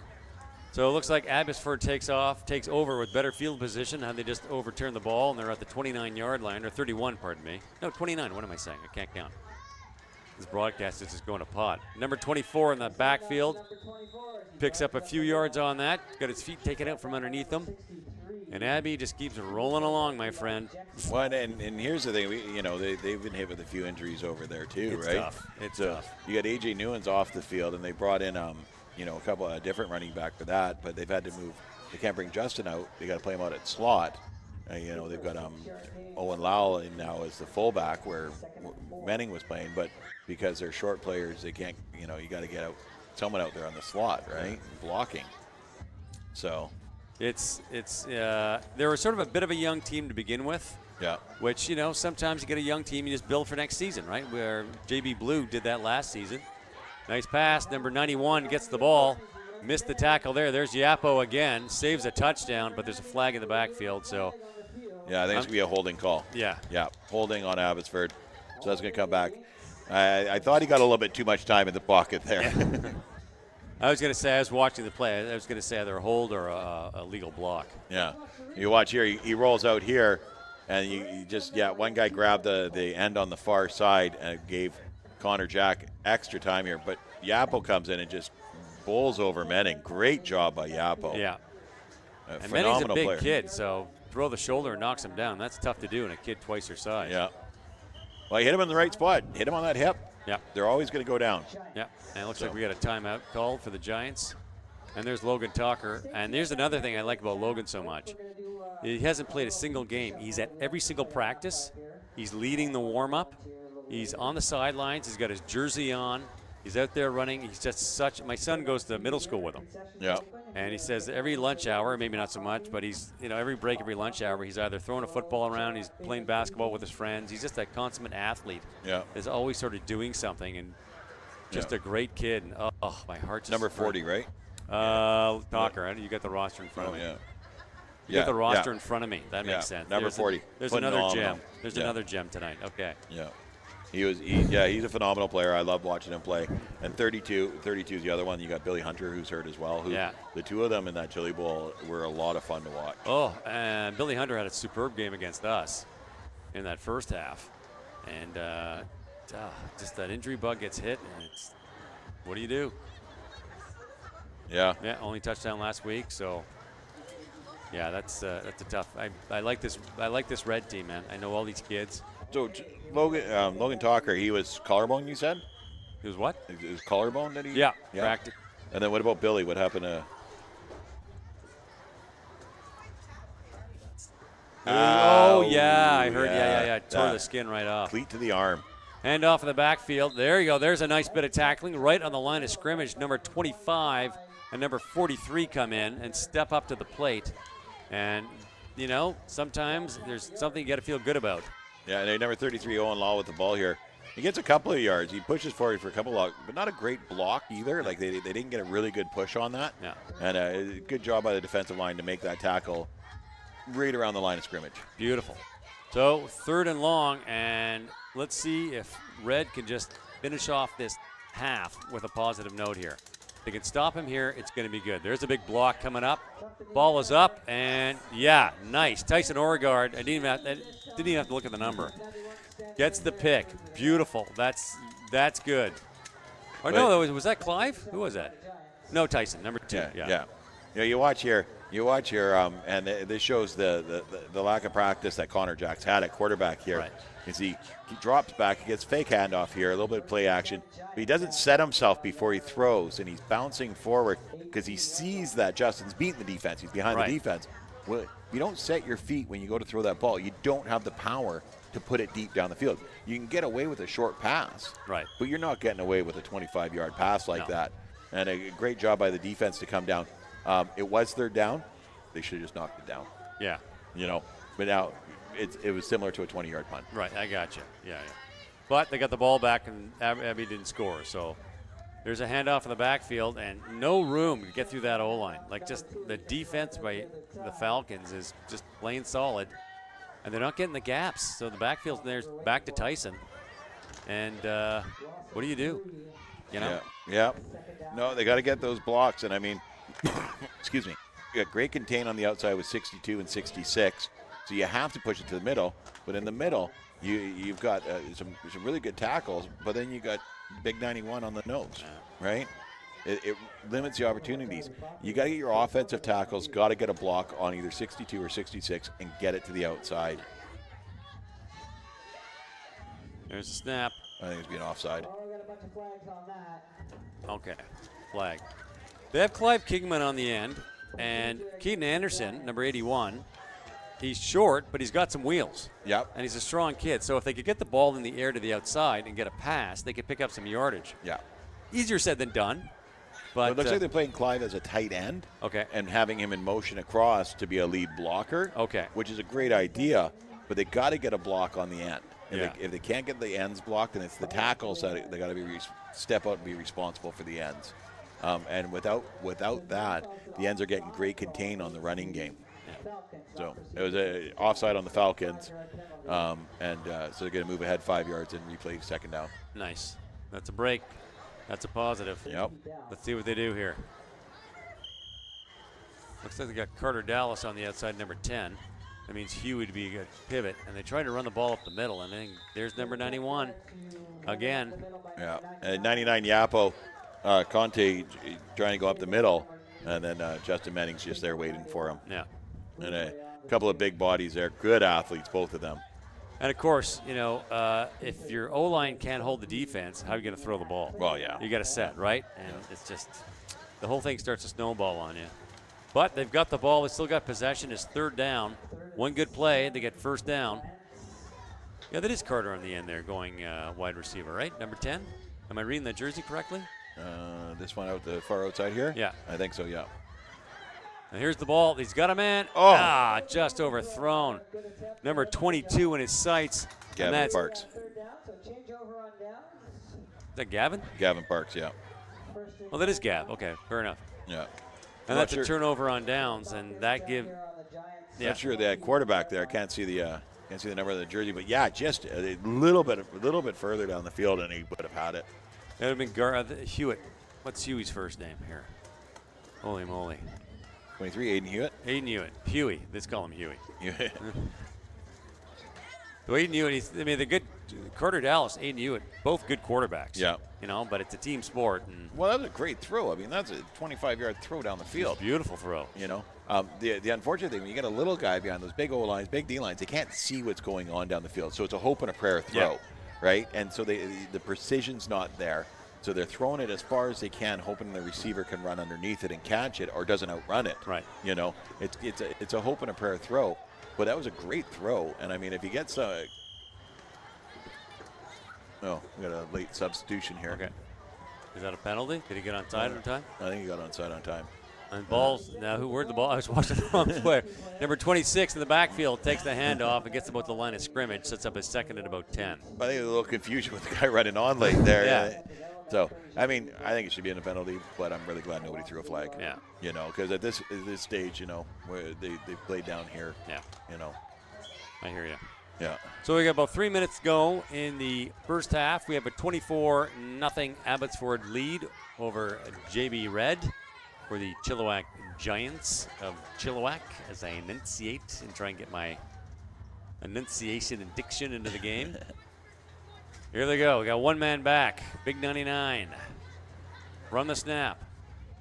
And there's a handoff. Oh, look at this. Here's the throw. Do they have a man? No. Gunning for number 24, but the pass and receiver just could not connect. Yeah, handoff to one of the tailbacks, A.J. Newen, and he rolls out and he throws the ball. You got to roll out further than that. Yeah. He didn't even get outside the tackle box, and it didn't give. One of those plays, you got to give time for that play to develop for the receiver to get where you want him to be, right? Okay. So. And we just got the 3-minute warning from the ref in the white hat. So we're good. All right, Abbotsford, third and about 12. They're pressing, and again, the defense stopped them once before for Red, and I think the defense got to stop them here. They can keep them from scoring. These are positives. And up to number 26, and look at that. Oh, live ball. That is nice. And there's your boy again, number 99, Yapo Conte. Yapo Conte gets in there. This is kind of funny. AJ gets tackled right away. I mean, they go the reverse, and I didn't see who the defender was, but he doesn't bite on it, gets down low, takes out his legs. So AJ's like, here, you take the ball back to the quarterback, right? And Yapo comes in and gets it and gets the ball. But it bounced backwards, too. So not only do they take over on downs, but they get a few more yards down the field because of the bouncing ball. And you know what? You take what you can get, and this is not a bad way for Red to finish the half. Like, this is some positive notes here. They've stopped them at third down twice already. So their defense is stepping up, and that's, there's a pass. He's got his man. There's Clive. Number 40, Vaughn Pitzel, just played that perfectly. He watched the ball. He's kind of standing beside Clive. You watch here in the replay. He's just kind of standing beside Clive, hanging out. And then all of a sudden that ball's there, and he just steps in front and goes, no. He played that perfectly, waited for the ball to come in and knocked it down. The king himself, Mr. Clive Kingma. I'm a big fan of that kid. He can really move. He's a real crasher. All right, let's see what we can do here. There's the pitch. And there's Tyson. Does he get a block? No, he does not. And number 24, Jalen Catlin, gets in there and takes him down before he can get around to the outside there. Really good block here. If you watch the replay, watch the block that Yapo, number 99, puts on 62 here and keeps him from getting to the outside, which really allows Tyson to get out there. Unfortunately, no one picked up the halfback who came down hard and cut off that outside edge on him. And it looks like we have another Chilliwack timeout called. It's almost like in that play, if you could do it over again, you want to set up an I formation. Yeah. And you want the fullback, and then the tailback gets the ball, and you got a guy running with him and just giving them a block. Someone to pick up that halfback. He could have picked up another 3-4 yards, maybe gotten a first down, right? So if someone gets that halfback, he had the whole outside edge here. Yeah. So Tyson's got wheels, man. He can move. Tyson's got wheels. You had a good block on the corner. Is that a bat flying around in the lights over there? Looks like it. Yep. Man, it was. It's Batman. Batman. Batman. In the rain, too. What a trooper. We got one of the boys on our name's nicknamed Batman. Oh, really? Yeah. Nice. I gave it to him. His name's Keaton. Keaton. My favorite Batman. Really? Michael Keaton? Oh, he's great as Batman. I'm not listening. La, la, la, la, la, la, la. I can't hear you. La, la, la, la. My favorite Batman, honestly, the Dark Knight series will be my all-time favorite. That was a brilliant series, but I like Val Kilmer. I thought he did well. Yeah. But he didn't have that as Bruce Wayne. He didn't have that pizzazz as Bruce Wayne that I think that Michael Keaton did. Yeah. I'm not a big Michael Keaton fan. I get him and Alex B. Keaton mixed up all the time. All right. Handoff, reverse. They've got some room. Look at this. He's got some room. He's plowing through. Big tackles there. But almost first down. Did he get it? He's going to be close. He's going to be close. I didn't see who got the ball. That's Carter Dallas. Carter Dallas. Yeah. Great run here. Great reverse. They got the defensive end bit, and he gets up the sideline there, and he's making good speed. But then A.J. Newman and Adam Neufeld step in and high-low him and take him down. And good on for Carter. He did not try and swivel or move. He just bared down and just took it. And that's a turnover on downs. It is. It's going to be about a yard short there, so they are going to do a turnover on downs. So Carter Dallas is the quarterback for a Pee Wee Red team 2 years ago. And I'm on the team, so of course everyone's got to have a nickname. Yeah. So I call him the Hurricane. Yeah. Like Hurricane Carter, who was the boxer. Yeah. He was wrongfully convicted of a murder, I believe, or a robbery, and convicted to prison, and through a group of Canadians was finally set free. Yeah. And eventually given the welterweight champion belt for perseverance. Yep. And Reuben Hurricane Carter. Yep. And of course Denzel Washington won the Academy Award portraying him in the movie, right? Yep. So I call him the Hurricane. He hates it. He hates the name. I'm like, how do you? So I sit him down, and I'm giving him the history, and if you know, no, I don't like it. I'm like, oh. So yeah. So I don't know. I give up sometime. Hand off the backfield. We got a man. Can they get him? He's blocking tackles. There's the stiff arm again. Yep. And they knock him out of bounds. He picked up a few yards on the play. Yeah. No, and a good job there of getting to the outside and breaking the tackles. But a great job by the defense here. How they kept coming downhill at him. So he gets to the outside. He's got one guy there, pushes him back a bit. A second guy comes down, pushes him back a bit. A third guy comes in here and hits him, and finally knocks him out of bounds. So a good job by everybody on the defense getting to the ball. Yeah. And again, if I have one criticism on those two tackles, it was they're going high. Yeah. And the stiff arm's knocking them off, and they got the stiff arm. So yeah, it's you got to work on the little things, But they'll get it. Second and about 8. There's your boy. He's trying to send his feet. Oh, yeah. Oh, nice job. There you go. Yeah. That's a nice tackle. That's tackling right there in the backfield. Beautiful job. Yeah, and it's number 10, Carter Dallas, that comes in and cleans this up. Gets a lot of pressure on him. So he gets the rollout here. And they got Carter coming off the end, and he beats the offensive tackle to get around to that outside and just nose for the ball dead on there. Everybody else kind of had a blocker on him. Right. And Carter Dallas was able to come in and wrap him up, take just him down. Plow him down. Yeah. And that's third and about 12, so that was a big tackle. And again, let's see what Red's defense can do. They've stopped them 3 times in a row. This will be the last play of the game, probably. Yeah. No, the half. Or the half, pardon me. Don't go home. Don't go home. Don't go home. Stay tuned, folks. And there's number 24 in the backfield. He bounced one tackle, and number 25, they got a hand on him. Oh, they almost stripped that ball out. Nice job. They're working at stripping it. He was holding on to that, but they're working at stripping it. Who's number 25 on this team? Phoenix Campbell. Yeah.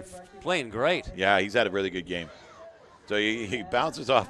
And everybody, the problem here is the first guy didn't go after the ball. Or after the tackle. Right. Phoenix did there. Everybody else is grabbing at the ball. So they're trying to get the ball back. Phoenix is the only guy actually wrapping up at the hips and trying to pull him down there. Yeah. Yeah, you can't. Tackle first, strip second. There you go. Tackle first, strip second. I mean, it's basic rules, right? Okay, so 24-0 Abbotsford lead over JB Red. Red finished on a couple of high notes. That was a good defensive series for them. So let's hope they can build on that, get some points in the second half. We're going to take 10 minutes. The Tim and Macri Show, Canex Masonry and Landscaping, Friday Night Lights.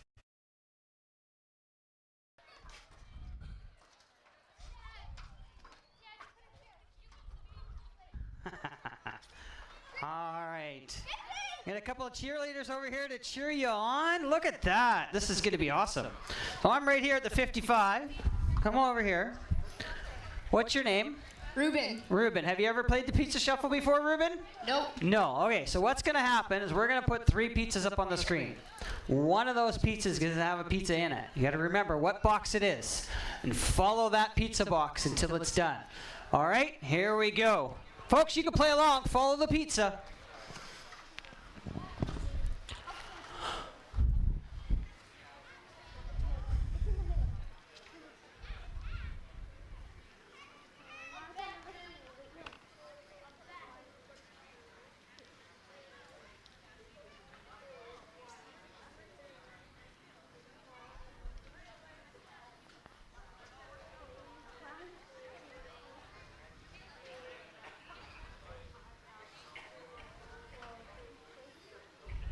Ooh, that was a tough one.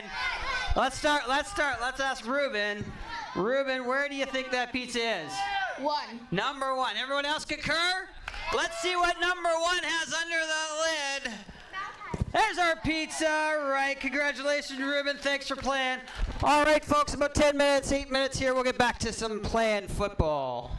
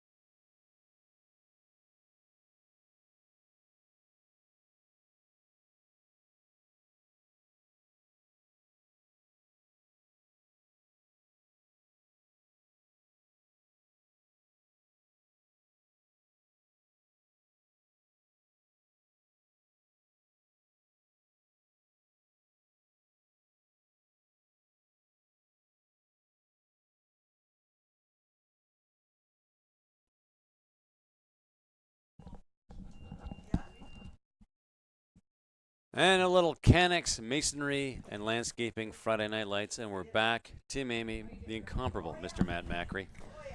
And at 24-0, Abbotsford lead. And if there was ever a time for JB Red for the Giants to turn things around, I would say right now is it.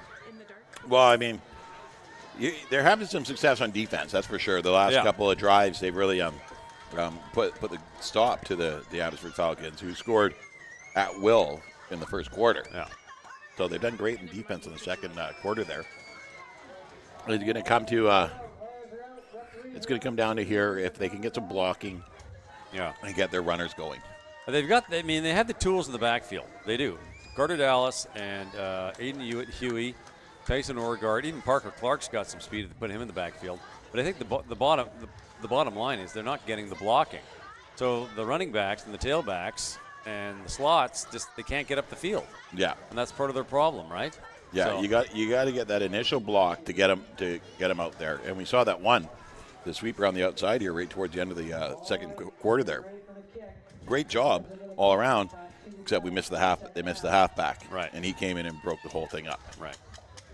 Okay, here we go. So we have Big Yapo on the field. We got Parker Clark in the back. We got Tyson Orgard in the back. And Clive Kingma. So they got some speed there.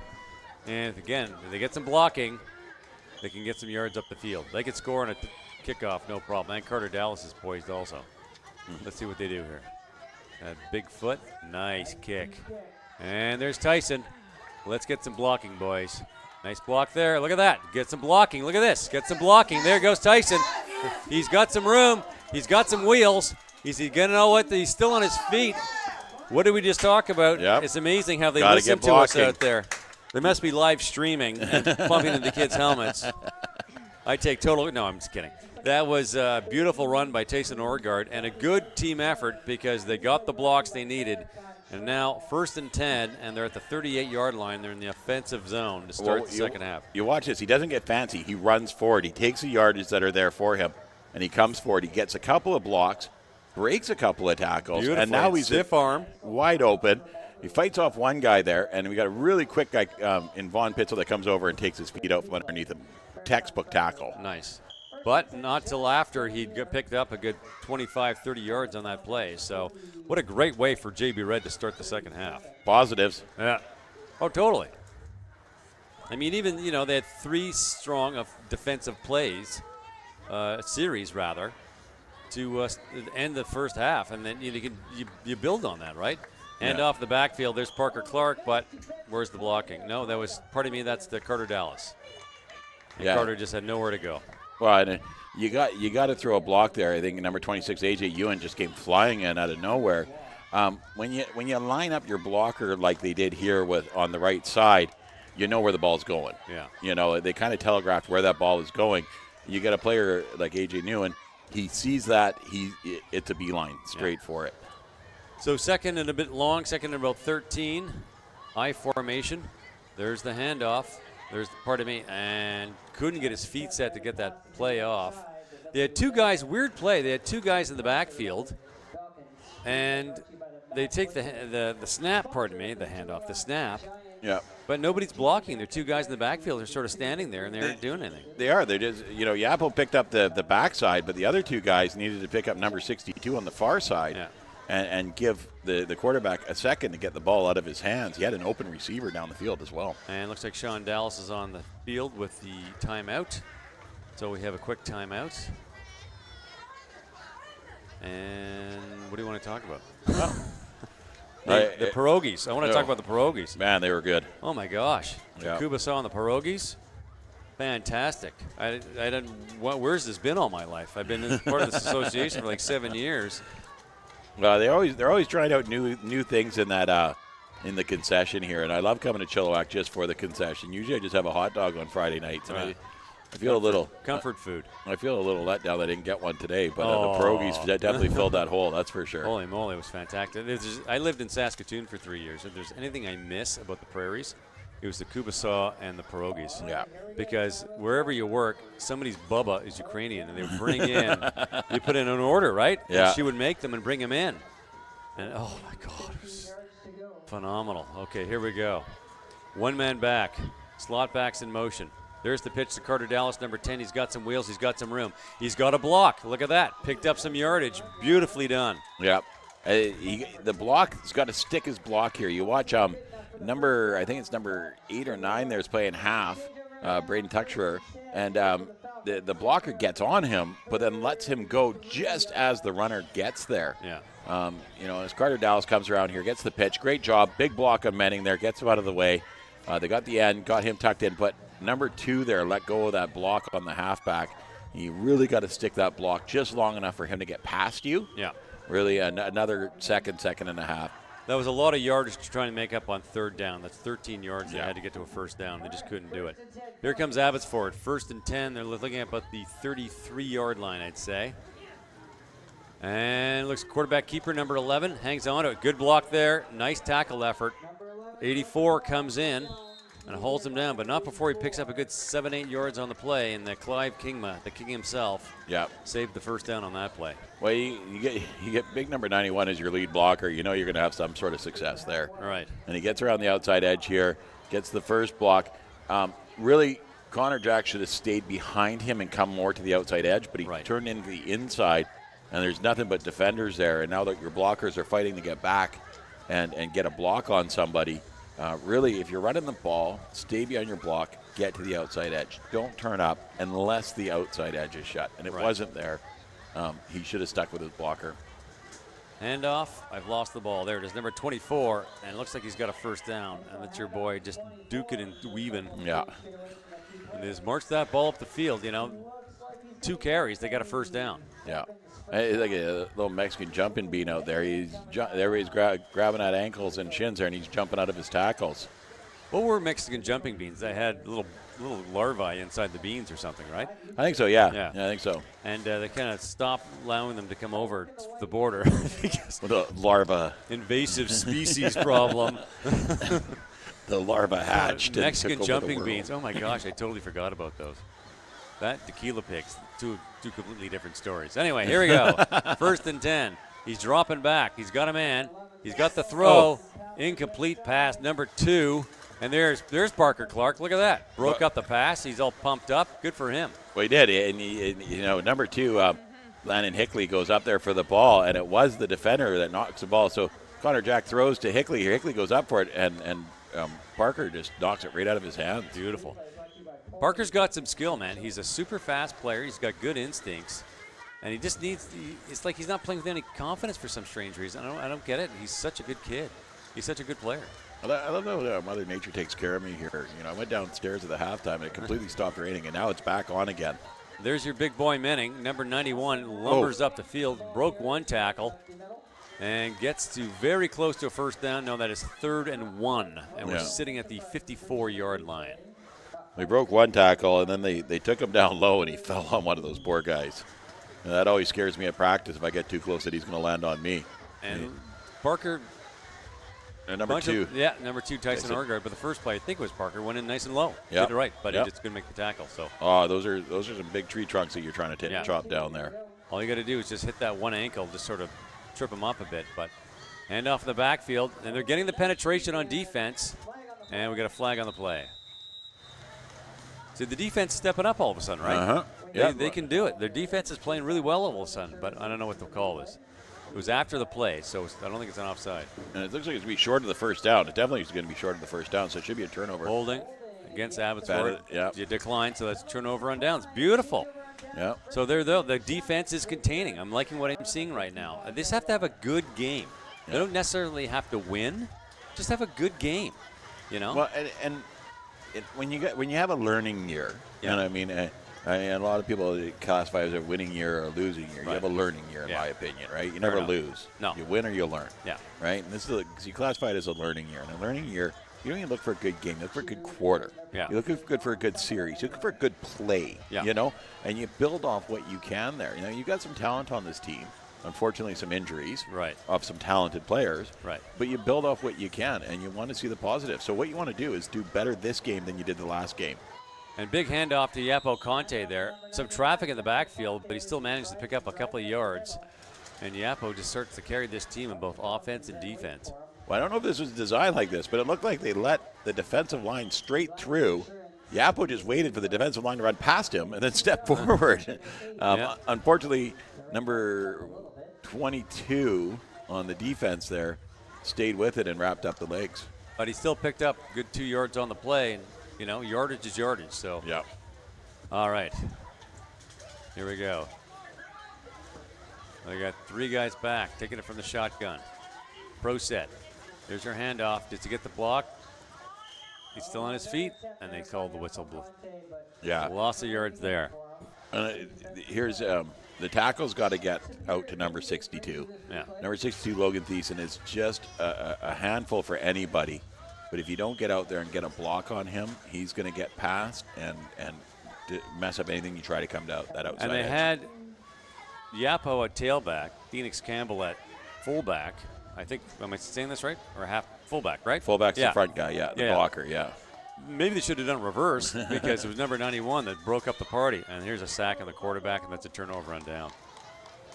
Well, and you know, it's tough here because you look at it, they got the 2 ends are getting in pretty much untouched. Those tackles, offensive tackles, have to get out there and just 3 seconds. Yeah. You know, as a quarterback, as a running back, as an offensive coordinator, all you ask out of your tackles is give us 3 seconds. Yeah. You know, 2.5 will even do. Yeah. You know, but those 2 ends are getting out there so quickly that you just can't stop them. Yeah. So it's a 1st and 10. We're sitting at the 50-yard line. Abbey ball, 24-point lead, and Red's going to be careful. One more touchdown here, and it's going to be straight time on that clock. So their defense, let's see what the defense can do because they're the star of the show so far for Chilliwack. Yeah, they definitely have stepped up. You know, I got to say, Abbotsford's definitely going deeper into their playbook and working on plays that they don't use too often. Okay, fair enough. You know, there's Big Benning right up the middle. As I say that, they go back to one of their bread and butters. But yeah, you know, and he lumbers up, and if he does not have the first down, it's a 2nd down. He picked up about 9 yards on that. So that's 2nd and 1, sitting at the 41-yard line. Am I reading that right? About that? Yeah. 42? 42, yeah, so he there. picked up 8 yards. Okay. Yeah. It was a good pickup. Drive the body forward, move the ball. And if you can see our cheer squad here, they're very cute. They're wearing the clear rain ponchos because, of course, it's pouring rain out there. Well, they are awesome. We see them every week, and they brave all the elements, and they get out here in the cold, in the rain, and they just keep cheering. Nice tackle there. That was number 22 started that, and I think Tyson Orgard finished it, and that pushes them back for a loss of yards. So that's 3rd and 4 now.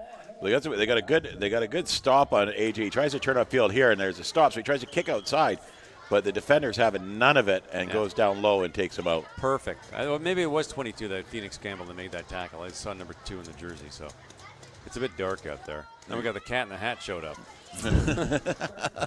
Look, he's the cat in the hat. Check him out. Yeah. Okay. And there's the first down, number 91, Menning. Oh. Big boy. Can they haul him down? They got him. Perfect. Saved the touchdown. They're I think fighting that was and fighting. Clive Kingma who just got in there and got those legs and hauled him down. I think Yapo and Clive had to collaborate on that one there because it just opened up for Justin here. He gets through, and now he's getting ahead of steam. When a guy this big gets ahead of steam, it's hard. So Yapo's holding on to his jersey. Yep, and then Clive comes in and goes down low and takes out those hits. Perfect.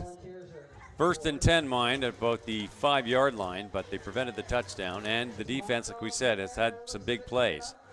So if they can 3 and out here and get the ball back, that'd be a very big positive for Chilliwack JB Red. But it puts you in a rough position. And this is let's say when we played North Langley last week, it was a 22-22 game. We got down to here. Right. They're pushing on our 5-yard line. Live ball in the backfield. Yapo's got it. That is big. Look at Yapo still on his feet. No, he dropped it. Yes. Nice. Oh, nice. Yapo, I think, recovered that. Even if he didn't, that is a huge defensive play. Either massive. Way. Good effort. Pop that ball out, and Reds got it, and good for them. Yapo Conte saved their bacon on that, and is now a 1st and 10 Red. We're looking at about the 33-yard line. And it looks like Yapo got a hand on it as the quarterback was coming up from underneath the center and doing his pivot. He got a hand on it. And the quarterback was the one that came back and knocked the ball loose. And then Yapo got it again. So Yapo got on it again. Great job by Yapo. Good defensive play. I got a question for you. Let's say Abby recovered that ball. Would it be like second down and 35 yards? Or would it no, be it's a new possession. It's first and 10. Yeah, okay. So, because it's a change of possession when Chilliwack had the ball. Gotcha, and then right? change again. Okay, and then change again. It becomes a first down. I'm pretty sure that was the answer, but it's double check to be sure. But great play. So we talked about defense stepping up, and wham, they stepped up. Hey, we said blocking. We got blocking. We got to keep talking about this stuff. They must have. They got their cell phones in their ears here, listening to the broadcast. All right, 2 men back. There to go to Yapo in the backfield. He's cutting outside. He's got some blocks. Look at that. Dragging him. Look at this. Bang. Come on, Yapo.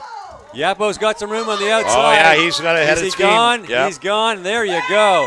Touchdown. Junior Bantam Red, Chilliwack, and looks like we have an. There's going to be a flag. Oh, no. There is a block in the back up here. I'm not sure. We got somebody down on the ground hurt there. This is going to be a frustration for the coaches because he was gone. You didn't need to touch anybody. And I know I can see I saw one block in the back, and I saw the flag on the ground there. So I think it's going to be a second block in the back. So you got. Look at this. Look at it. Just dragging him. Boom, right off the shoulder. Drops the shoulder.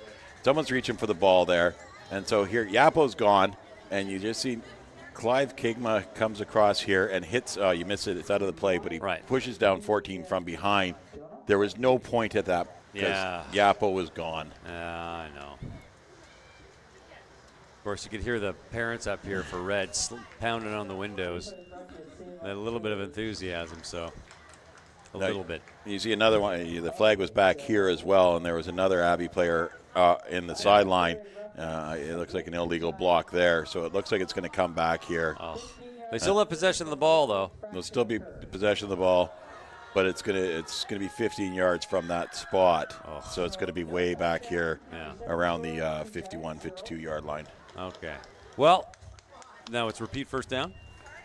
It'll still be first down, yeah. Yeah, okay. So it's not the end of the world. I mean, you don't want to see blocks like that and players getting hurt.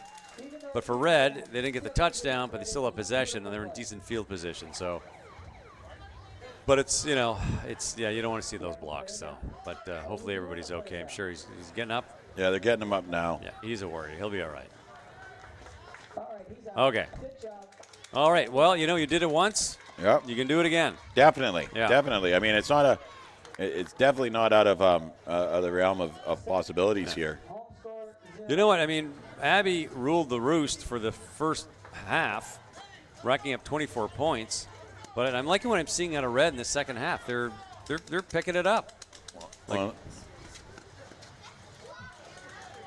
Okay. Yeah. So right now the board says 24-6. The touchdown didn't count. They're just getting cleared off the board here. Yeah. And then, that's okay. There's Yapo in the backfield. Now does he get a block? Caden Anderson gives him a block. There goes Yapo on the outside. Does he stiff arm him? He beats one. He beats another. Now he gets the touchdown. Yeah. And not a flag in sight. Absolutely. Yeah. And they don't have to change the board. Now we don't have to figure out how to change the board. But I didn't say anything before the play, but I watched here. Yeah. One of the guys that got hurt was their corner. Right. They didn't replace him. Okay. And I'm hoping Yapo spotted that and the football IQ to see that. Right. And take it. So here he comes here to the outside. And I think he sees that there's no corner out there, so he turns on the guns, and he's gone. Yeah. He's gone. Now, down here, we got the linebacker gets a hand on him, but then AJ, instead of tackle, tries to push him out of bounds and bounces off of him. Right. Tackle. If he's you know what? If it's a no-brainer getting him out of bounds, give him a shove. Yeah. But at that point, you got to take out those feet. But I got to hand it the player that made it happen, Caden Anderson, number 81. Beautiful block. Perfect block, and that's what they've been missing on their offense, right? Yeah. So it's clicking. Yeah. Whatever the coaches told them on that half, it's clicking. And now they've cut the lead by 6 points. Hopefully they get 2 here. And Parker Clark was practicing his PATs at the half. And let's hope he connects. Nice snap. And hit just that under. crossbar. Just under. I think someone might got a hand on it there. Yeah. Came rushing in there. But he did it, though. They got their touchdown, so that's good. Well, and like I said, good vision by Yapo to see that there was no corner there and to turn on the wheels and get down there. You get that shove on the shoulder. It's like walking a tight wire, and he did. And great run by Yapo. Nice. And that's good. Great block to break him open, too. Yeah, and they had the one touchdown called back, and so they got it. So, yeah, that's good. Good. Yep. All righty. So it looks like Chilliwack will be kicking to Abbotsford for the first time in this game. And let's see what their special teams can do and hold things down, maybe get that ball back on the kickoff. It's actually the second because they opened up kicking Abbotsford. They opened the game with a kick to Abbotsford. That's right, the second time. Pardon me. Thank you. Good memory. First time after a score. I have to call. My Monday started off with an 18-hour day for me. Oh. Tuesday rolled into an 11-hour day, and then I did another about 10 or 11 today. So despite the multiple naps I took during the week as I work in the wee hours in the morning. Right. I'm a bit of a walking vegetable right now, so yeah, I apologize. Busy at work these days, yeah? Well, somebody called in sick, so I normally start All at right, this 4 in guy's the morning. full outfit, Cat in the Hat. He totally brings it, man. Yeah. I'm loving it. Hey. Want to party with that guy. Someone was wearing his hat there, and I thought, oh, nice hat. But now this guy's got like a full outfit. And there's the onside kick, and Abbotsford recovers on the hot hop and just falls right on top of it. Well, and this is, and I complain about the onside kick, right? Now, at practice, we actually work on defending the onside kick because everybody wants to do it. Boot the ball down and play defense. Well, you know what? On this play where Chilliwack is right now, I didn't mind the onside kick because if they can get it back, they've got some momentum. They can keep going. But it's when they only do onside kicks ad nauseum, one after another, and they're up by 25 points. That's when it drives me crazy. I understand that mentality, but there's too much time left in the game, and the score's too close. Right, yeah. Hand off, Big Menning, 91 in the backfield. He's got some room. He's cutting to the outside. He's got his blocking, and because he pushed out of bounds, didn't work, and they hauled him down. Yeah, and see now, instead of starting down at the 20 or the 25, you start at the 55, and now they're down at the Chilliwack 25 instead of now being at the 55. That the onside kick gives up field possession if you don't give the ball back. Right. And when you've got this much time on the clock and the score's this tight, you don't want to give up this kind of field position. Yeah. No, I totally agree with you. It does frustrate me. But we've talked about this before. We have. Yeah. Many times. Yeah. We actually got a really good joke out of an attempted proper kick that bounced back and turned into an onside kick. And it's like going to see a war movie and turning into a – never mind. And Big Menning thunders up, and he's going to get a first and goal probably about the 4 or 5 yard line. And that backfield is just clicking all of a sudden when it has to. And that's the sign of a good team, right? Yeah. Red scored. Red was pressing. Their defense made some big stops to end the first half. And they're like, okay, let's get going. So here's the end of the third quarter. So they're going to change ends of the field. And Red defense was playing well, and they need to play well again right here because it's a first and goal. Yeah. Probably about the 5 yard line. Well, and they did a great job. They stripped the ball the last time they were down here around the 5 yard line. Lucky omen. They stripped the ball and got a score out of it. So, right. I mean, that change of possession changed some momentum for Chilliwack to get going here. But like I said, I'm not the onside kick, I think, threw their momentum out the window. Yeah.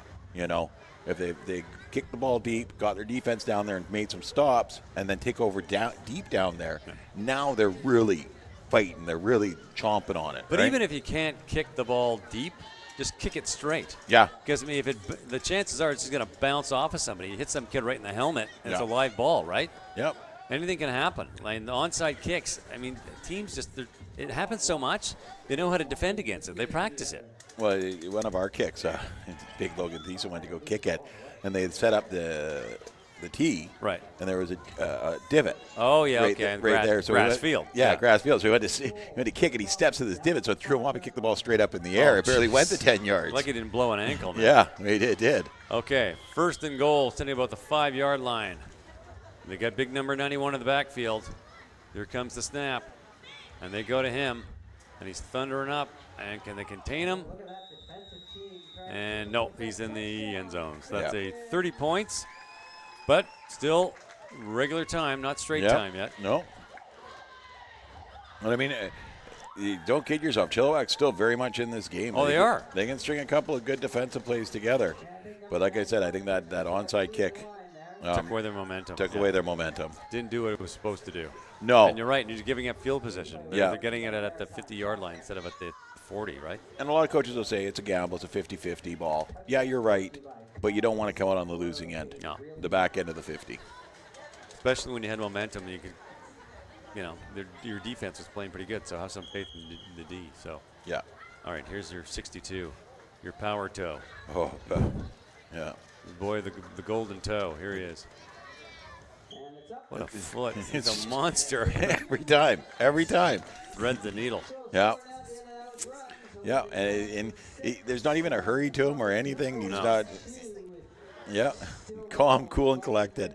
I'm going to the BC Lions game tomorrow.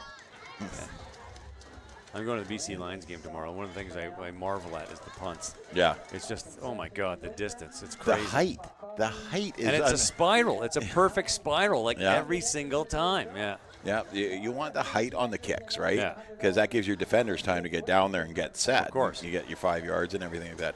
Did you see that college kick last week? No. Okay, so they punt, right? And the guy goes to field the punt. Right. And the team comes running down. He fields it and it just kind of stops, like he called for a fair catch. Sure. Right? And then all the defenders stop running. And he takes off and runs for a touchdown because he never signaled a fair catch. Oh, he just pretended like it was the college play of the year. Nice. You saw that? Yeah. It was good, eh? Yeah. Saturdays, what was it, last weekend? Yeah. Yes, I was busy all day. There was no TV in my universe that day. Okay. Abby, let's see him boot that ball. Big 62. Your golden toe boy. Here we go. Oh, there's the president of the Chilliwack Giants right there, Mr. Drew Saunders, with a sensible choice in footwear. Sandals and shorts. Sandals and shorts. That's my man right there. And there's not a bad kick. Okay, and Anderson picks. Oh, that was high. Yeah, that was high. That was high. Yeah. He's getting up though. He's okay. He's a fighter. And the tackler went back and helped him up. I don't think that was intentional. No, the hand just got up. Yeah. Well, it's still going to be a penalty. But and nobody got hurt. Yeah. I think he ran past him. He just ran past him and reached back. Yeah. And he looked. He had his hands up, and he's like, "Oh, what did I just do?" Yeah. That you feel that's good. Okay, nobody got hurt. We're okay here. Yeah, and it looked really bad in live action. But the thing that I look at hits like that is hits happen in football. Yeah. Intention. Yeah. Is it a malicious action or is it just something happens to the speed of the game? Yeah. So I mean, and really, the guy got back up. He seems to be okay. I think he's still in the play here. Caden. Yeah, and they're 15 yards further down the field. There you go, Mr. Caden Anderson, the Matrix. He had 1 year didn't want a nickname, so they called him too good for a nickname, Caden. And there's Yappo in the backfield. Oh, he breaks a tackle. He's thundering forward. He's picked up some yardage on that. I'm going to give him 3-4 yards on that play. It's good pickup, about four and a bit. I think the offensive line here has figured out Big 91. They just let him go past, and he runs past the ball carrier. Yeah. He gets going so fast he can't stop himself, and he's past the play. Just a quick deke, and that's all it takes. Whoever the O-line is in front of him is just stepping out of the way and letting him run down the field, and then the ball carrier's past him. We have Parker Clark and Clive Kingma on wide receiver, and there's Tyson Orgard at slot, and there's back to Yappo. Why not? Get him some blocks, guys. Got a block? No. Oh, keeps moving. Still picked up a couple of yards. Good for him. Look at that. It's tough to haul him down. He's so strong. He's very, very strong on his feet. And, you see Justin giving him a pat on the back there because he had to come across and actually take him down. Tajon got a hold of his shirt and kind of water skied behind him for a bit there. Comes across here, and Tajon comes down and gets a hold of the back of his shirt, but he can't take him down. Yappo's just too strong on his feet. Yeah. And it's Justin Manning's got to come over there and clean it up. Looks like it'll 3rd and 2 at the 36-yard line, I'm going to say. And one of the things, when the coaches watch this tape back, the Chilliwack Giant coaches, I hope they pick up and I'm saying this now so they hear, is the halves. The halves are coming through unblocked. So one of the things when they game plan their offense is they got to make sure that they pick up those halves. Yeah. Now, if they get a first down here, I think they got some momentum. Oh, somebody jumped. Okay, what's going to happen? Even if it's a penalty, it's a repeat 3rd down. So but they're going to go. And this is a killer here because they're 3rd and 3. Now they're going to be 3rd and 8, and it knocks them way back there, and makes that a manageable third down to a tough third down. Yeah, but you still have possession, so that Yep. happens. Yeah. Procedure against the offense. Let's see what they can do. If they can get a gap, they can get a first down. If they get that first down, they've got some momentum. They can score again. Simple math. In the pro set in the backfield. There go the slots. There's the snap. He's got his arm, and he just overshot. He was going for Clive and just. Yeah, I'm not sure if they were on the same page there. Clive looked like he was going in, and he threw that ball out. Yeah. So, and I mean, a good throw there was their only option. I like the play call, but I don't think Clive knew what the play was supposed to be, or the route he was supposed to be going there. Something got confused. Yeah, some miscommunication somewhere there. Yeah. So your Abbotsford Falcons, not white, just the Falcons. Just the Falcons. Junior Bantam, not Pee Wee. Take over 1st and 10 at about the 42-yard line. And I want to see some defense from Red. Their defense is actually playing really good. And if I had to hand out a IHOP, I'd give it to the D because they've actually played really strong in this game despite the score. They've done a very good There's job. Big Menning.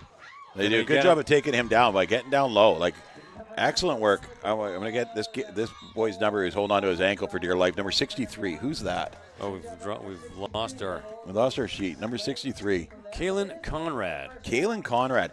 And you watch this on the replay here. He does a great job. Justin gets by. Kalen turns around and comes back up the field because he's a defensive lineman. Gets his hands on the hips and works his way down the leg. Yeah. And just holds onto that ankle. And, I mean, he's a big guy, so that's a huge weight for Justin to try and drag behind him.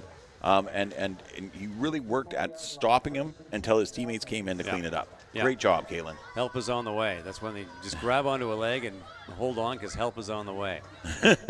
Here we go. Get your big boy in the back. Slot backs in motion. Here comes snap. 1st and 10 at the 54, and it's a bobbled snap. Nice. And the defense swarms and pushes them back a couple more yards. So we talked about the defense. Yep. Nice. I mean, it was a bobbled snap, but hey, they're there, right? Yep. And they did a great job of just smothering it.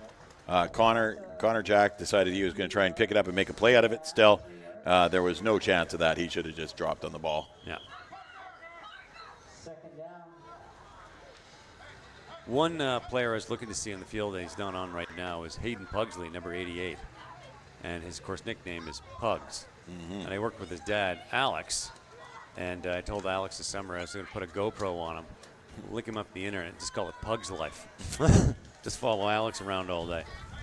For Pug's Life. There we go. It's a Pug's life. It's a Pug's Life. There's my joke right. The big boy in the backfield. There's the handoff. You could read that a mile away. Bouncing off the defenders. Good job. And Tyson Oregard wraps up the legs and hauls him down. Yeah. No, and this is a great job by the defense. They've been well coached here on defending 91. Yeah. It's the only way to do it is to wrap up his legs. Yeah. Low. Perfect. Not up at the thighs or the tree trunks. Yeah. You gotta around the knees. Yeah. So 3rd and about 8. 3rd and 8. 3rd and 7. 07, yeah. So they can do a turnover and downs with 7:24 go on the clock. And it's still a close game. They can have a good 4th quarter and just finish on a high note, right? You may not win the game, but you have a good, strong 4th quarter and you finish on a high note, and that's a positive. They can take you into next week. Your big boys in the backfield. Nice little pass. Who's going to get him? And push him right out of bounds. Number 14 for Chilliwack, Aaron Augustine. When you watch the blocking on this is great. They bunch up here and they give a wall to get him up the field to get the first down on the swing pass, right? And a great swing pass, and they get him up the sideline. Number 14 gets over there and just works him out of bounds. Just gives him nowhere to run. No. And it is a smart move by AJ to not take that hit and just go out of bounds too. If he dropped a shoulder on the one guy, then he's all of a sudden got the next guy, and then another guy was behind him too. So good blocking followed by a really good defensive play. And 1st and 10 at the 35-yard line, 1 man back. Here go the slots. There and to the big guy again. Did they get low on him? Nope, they're going high. Oh, but they knock him down. That was good. The Clive Kingma. Good play. He tripped him up just enough. That was dangerous because he was going high on him. So he was. You watch the replay here. Clive, it's almost like he tried twice on the back. He's like, oh wait, this doesn't work, and then dropped down low. He's like, no, okay, I'll go down here. And that worked. There you go. Just got a piece of the ankle. Yeah. And really, that's all you need sometimes. You get that one foot to trip over the other foot. Yeah, that's all you got to do is wipe out the one. But yeah, that was pretty funny. It looked like he forgot what he was supposed to do. Oh yeah, that doesn't work. Pat down. All right. They're keeping Menning in the backfield. They haven't moved him this whole half. Dropping back low, bumps into him. Looks like a pass. It's up. Oh. Just overthrown. Yeah, just a little bit high. He tripped over Menning on his drop back there. He drops back for the pass, and Menning's his blocker, and he trips over him. Oh, sorry about that. I think it's the ball just a little bit too high. I mean, I think he's used to having Menning going into that spot for the catch. And then this time they had Tejon in that spot, who's, about a half a Menning. He, your number 11 quarterback there, you can tell he is a little bit rusty because he's not setting his feet on those throws.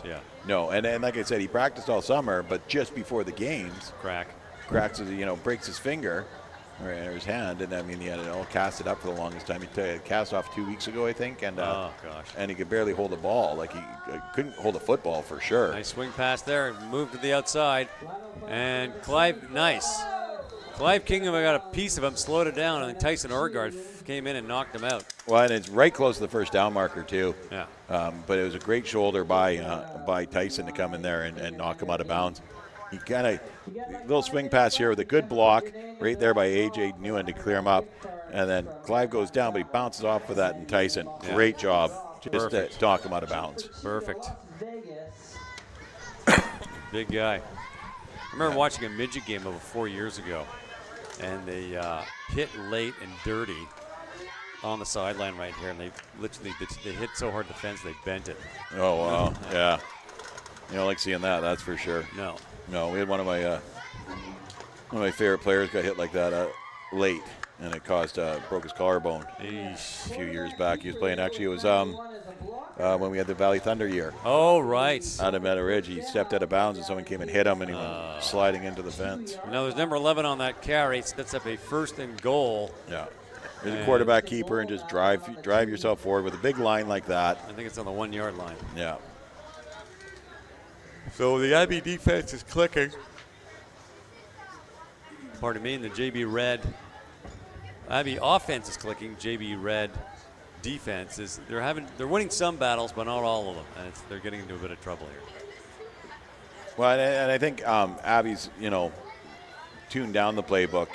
They're delving deep into the playbook and trying some stuff that they don't do too often, and then they give up the score, and they're getting a lot of defense against them. So instead, there's a nice bit of defense. He swings to the outside. Can they stop him? Can they get him? Oh, he dropped the ball, but I think he was down by contact. Yeah, he would have been down by contact there. So it looks like somebody got hurt, and it's going to be 2nd down and goal right on the goal line. Yeah, they're calling. No, he's getting back up. Who is that? Who's that man on those magic cleats? 40-something. 42? Jeremy, the hustle muscle. Yeah. Well, the trainer's running out, but he's already up, so. He's good. Yeah, no, you're good. Go back. Yeah. It's a very distinctive gait, yes. Yeah. Jeremy goes to middle school, Ben. And last year, Red owned blue for junior bantam. Right. So Jeremy at school would do the frenemy thing and talk a little trash, right? Yeah. So we beat them 6-0 in Chili Bowl, which, it's exhibition. So I'm standing there talking to Benny, and Jeremy comes running in. Here's the handoff, and Big Menning's in the end zone. Yeah. So Jeremy comes running up to Ben. He goes, "Oh yeah, we're gonna get you during the regular season." Talking, I mean, I love Jeremy. He's such a sweetheart. Yeah. And then we took him down 42-8. So, so I don't think there's too much trash going on in school on Monday morning after that one. No, Ben probably played it cool too, right? Yeah. Benny doesn't care. I love Jeremy. That kind of thing I kind of like. Yeah. I like the sort of the bit of the taunting and the bit of the trash, and I do it myself. Sometimes I gave Alex a hard time at work on Monday after the win, and so I've been coaching with these guys on both sides. With these guys with the Falcons, against these guys on red, Sean Dallas, Ian Parks, on blue, Mike Kelly. Greg Fawcett. Greg Fawcett. For so many years, we're buddies. Yeah. We chat football. We see each other. We stop, shake hands, talk football. Right. There's your PAT boy again, the golden toe. But and even you and me, when we face blue, right. Friendship's off for the game. Frenemies. Friendship's off for the duration of the game. Yeah. And after the game's over, we're buddies again. Of course. That's the fun. To me, that's part of the fun of sport too. That's right? competition. Yeah. That's competition. I remember years back, my son was first-year JB. Okay. And there because they do the cycling and whatnot. Right. The second years were on the one JB team, and he was going to be on the other JB team. Okay. So I became head coach of it. And Luis, because he had Jacob for 4 Okay. years already, said, "Does he want to come with me on this team?" Right. Right. And I looked at Jake. He goes, because all his friends were over there, and he Right. goes, "No. I want to beat them." Yeah. You know? Oh. He goes, "I want to beat them." He goes, "But you want to play with your buddies?" He goes, "No, I want to beat my buddies." Oh, yeah. It'd be more fun that way, right? Totally, man. We actually didn't beat them, but the we intent tried was hard. there. Yeah, we tried hard. So we have a 36 point spread, which means it's straight time on the clock with only about 3 minutes left to go in the game. So they're setting the ball at the 45-yard line. And I want to see JB Red have just a good series right here.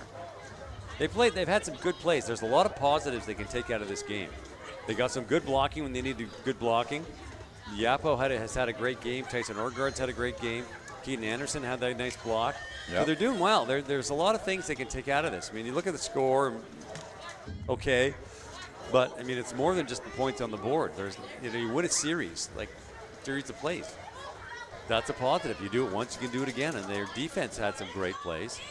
And here's Yapo in the backfield, and he's just getting smothered. Yeah. And they're going to call the play. There you go. Yeah. The tackle didn't get on the end there, and the nose tackle, because Yapo wasn't moving forward, he didn't run past him this time. Right. So Sets up a second and about 15. Ball placed about the 36-yard line. I have the winner. So the winner of our $100 for tonight. 50-50, $100. 50-50. I didn't realize they were selling tickets. So where to go? Oh, well. Actually, I don't have any money on me. Never mind. Never mind. Okay, here we go. Friday night, I guess. All right.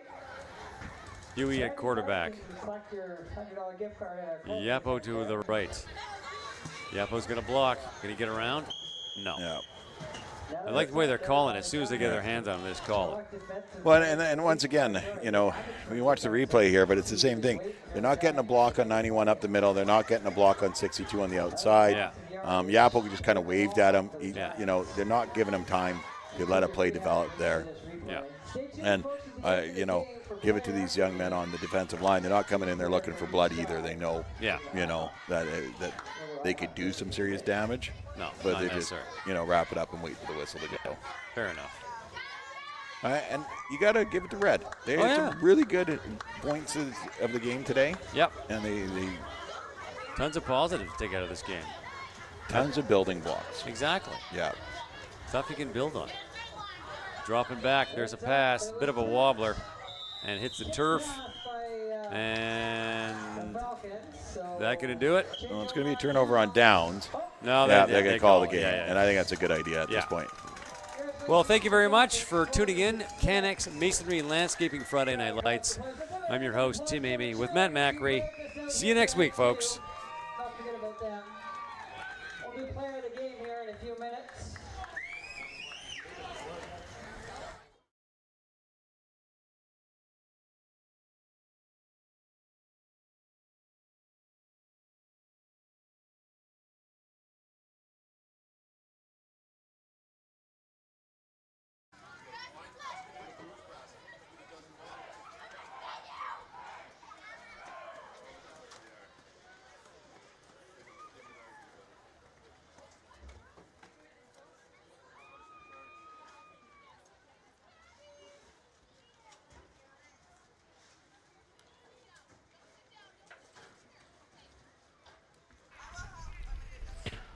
Well, after the handshake, I'll get the players to line up on their respective 50-yard lines, and we'll do player of the game.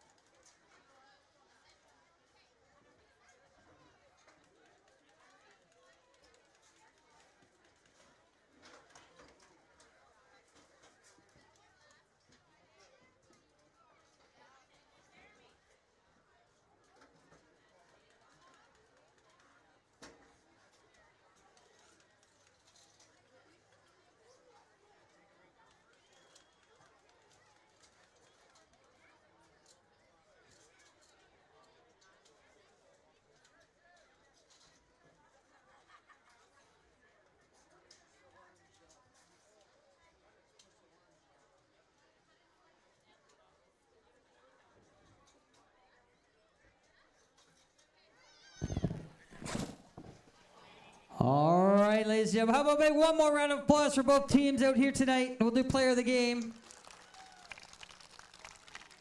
For Abbotsford, number 66, Dawson Hendricks. Congratulations. What do you like about the game? Hitting people. Hitting people. Why am I not surprised? There you go, buddy. Congratulations.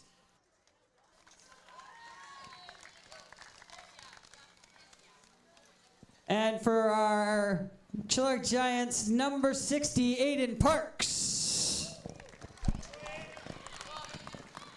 Aiden, what do you like about the game? Hitting people. Hitting people, too. All right, there you go, buddy. Congratulations to both our teams. Have a great night, guys. We'll see you next week, Friday Night Lights.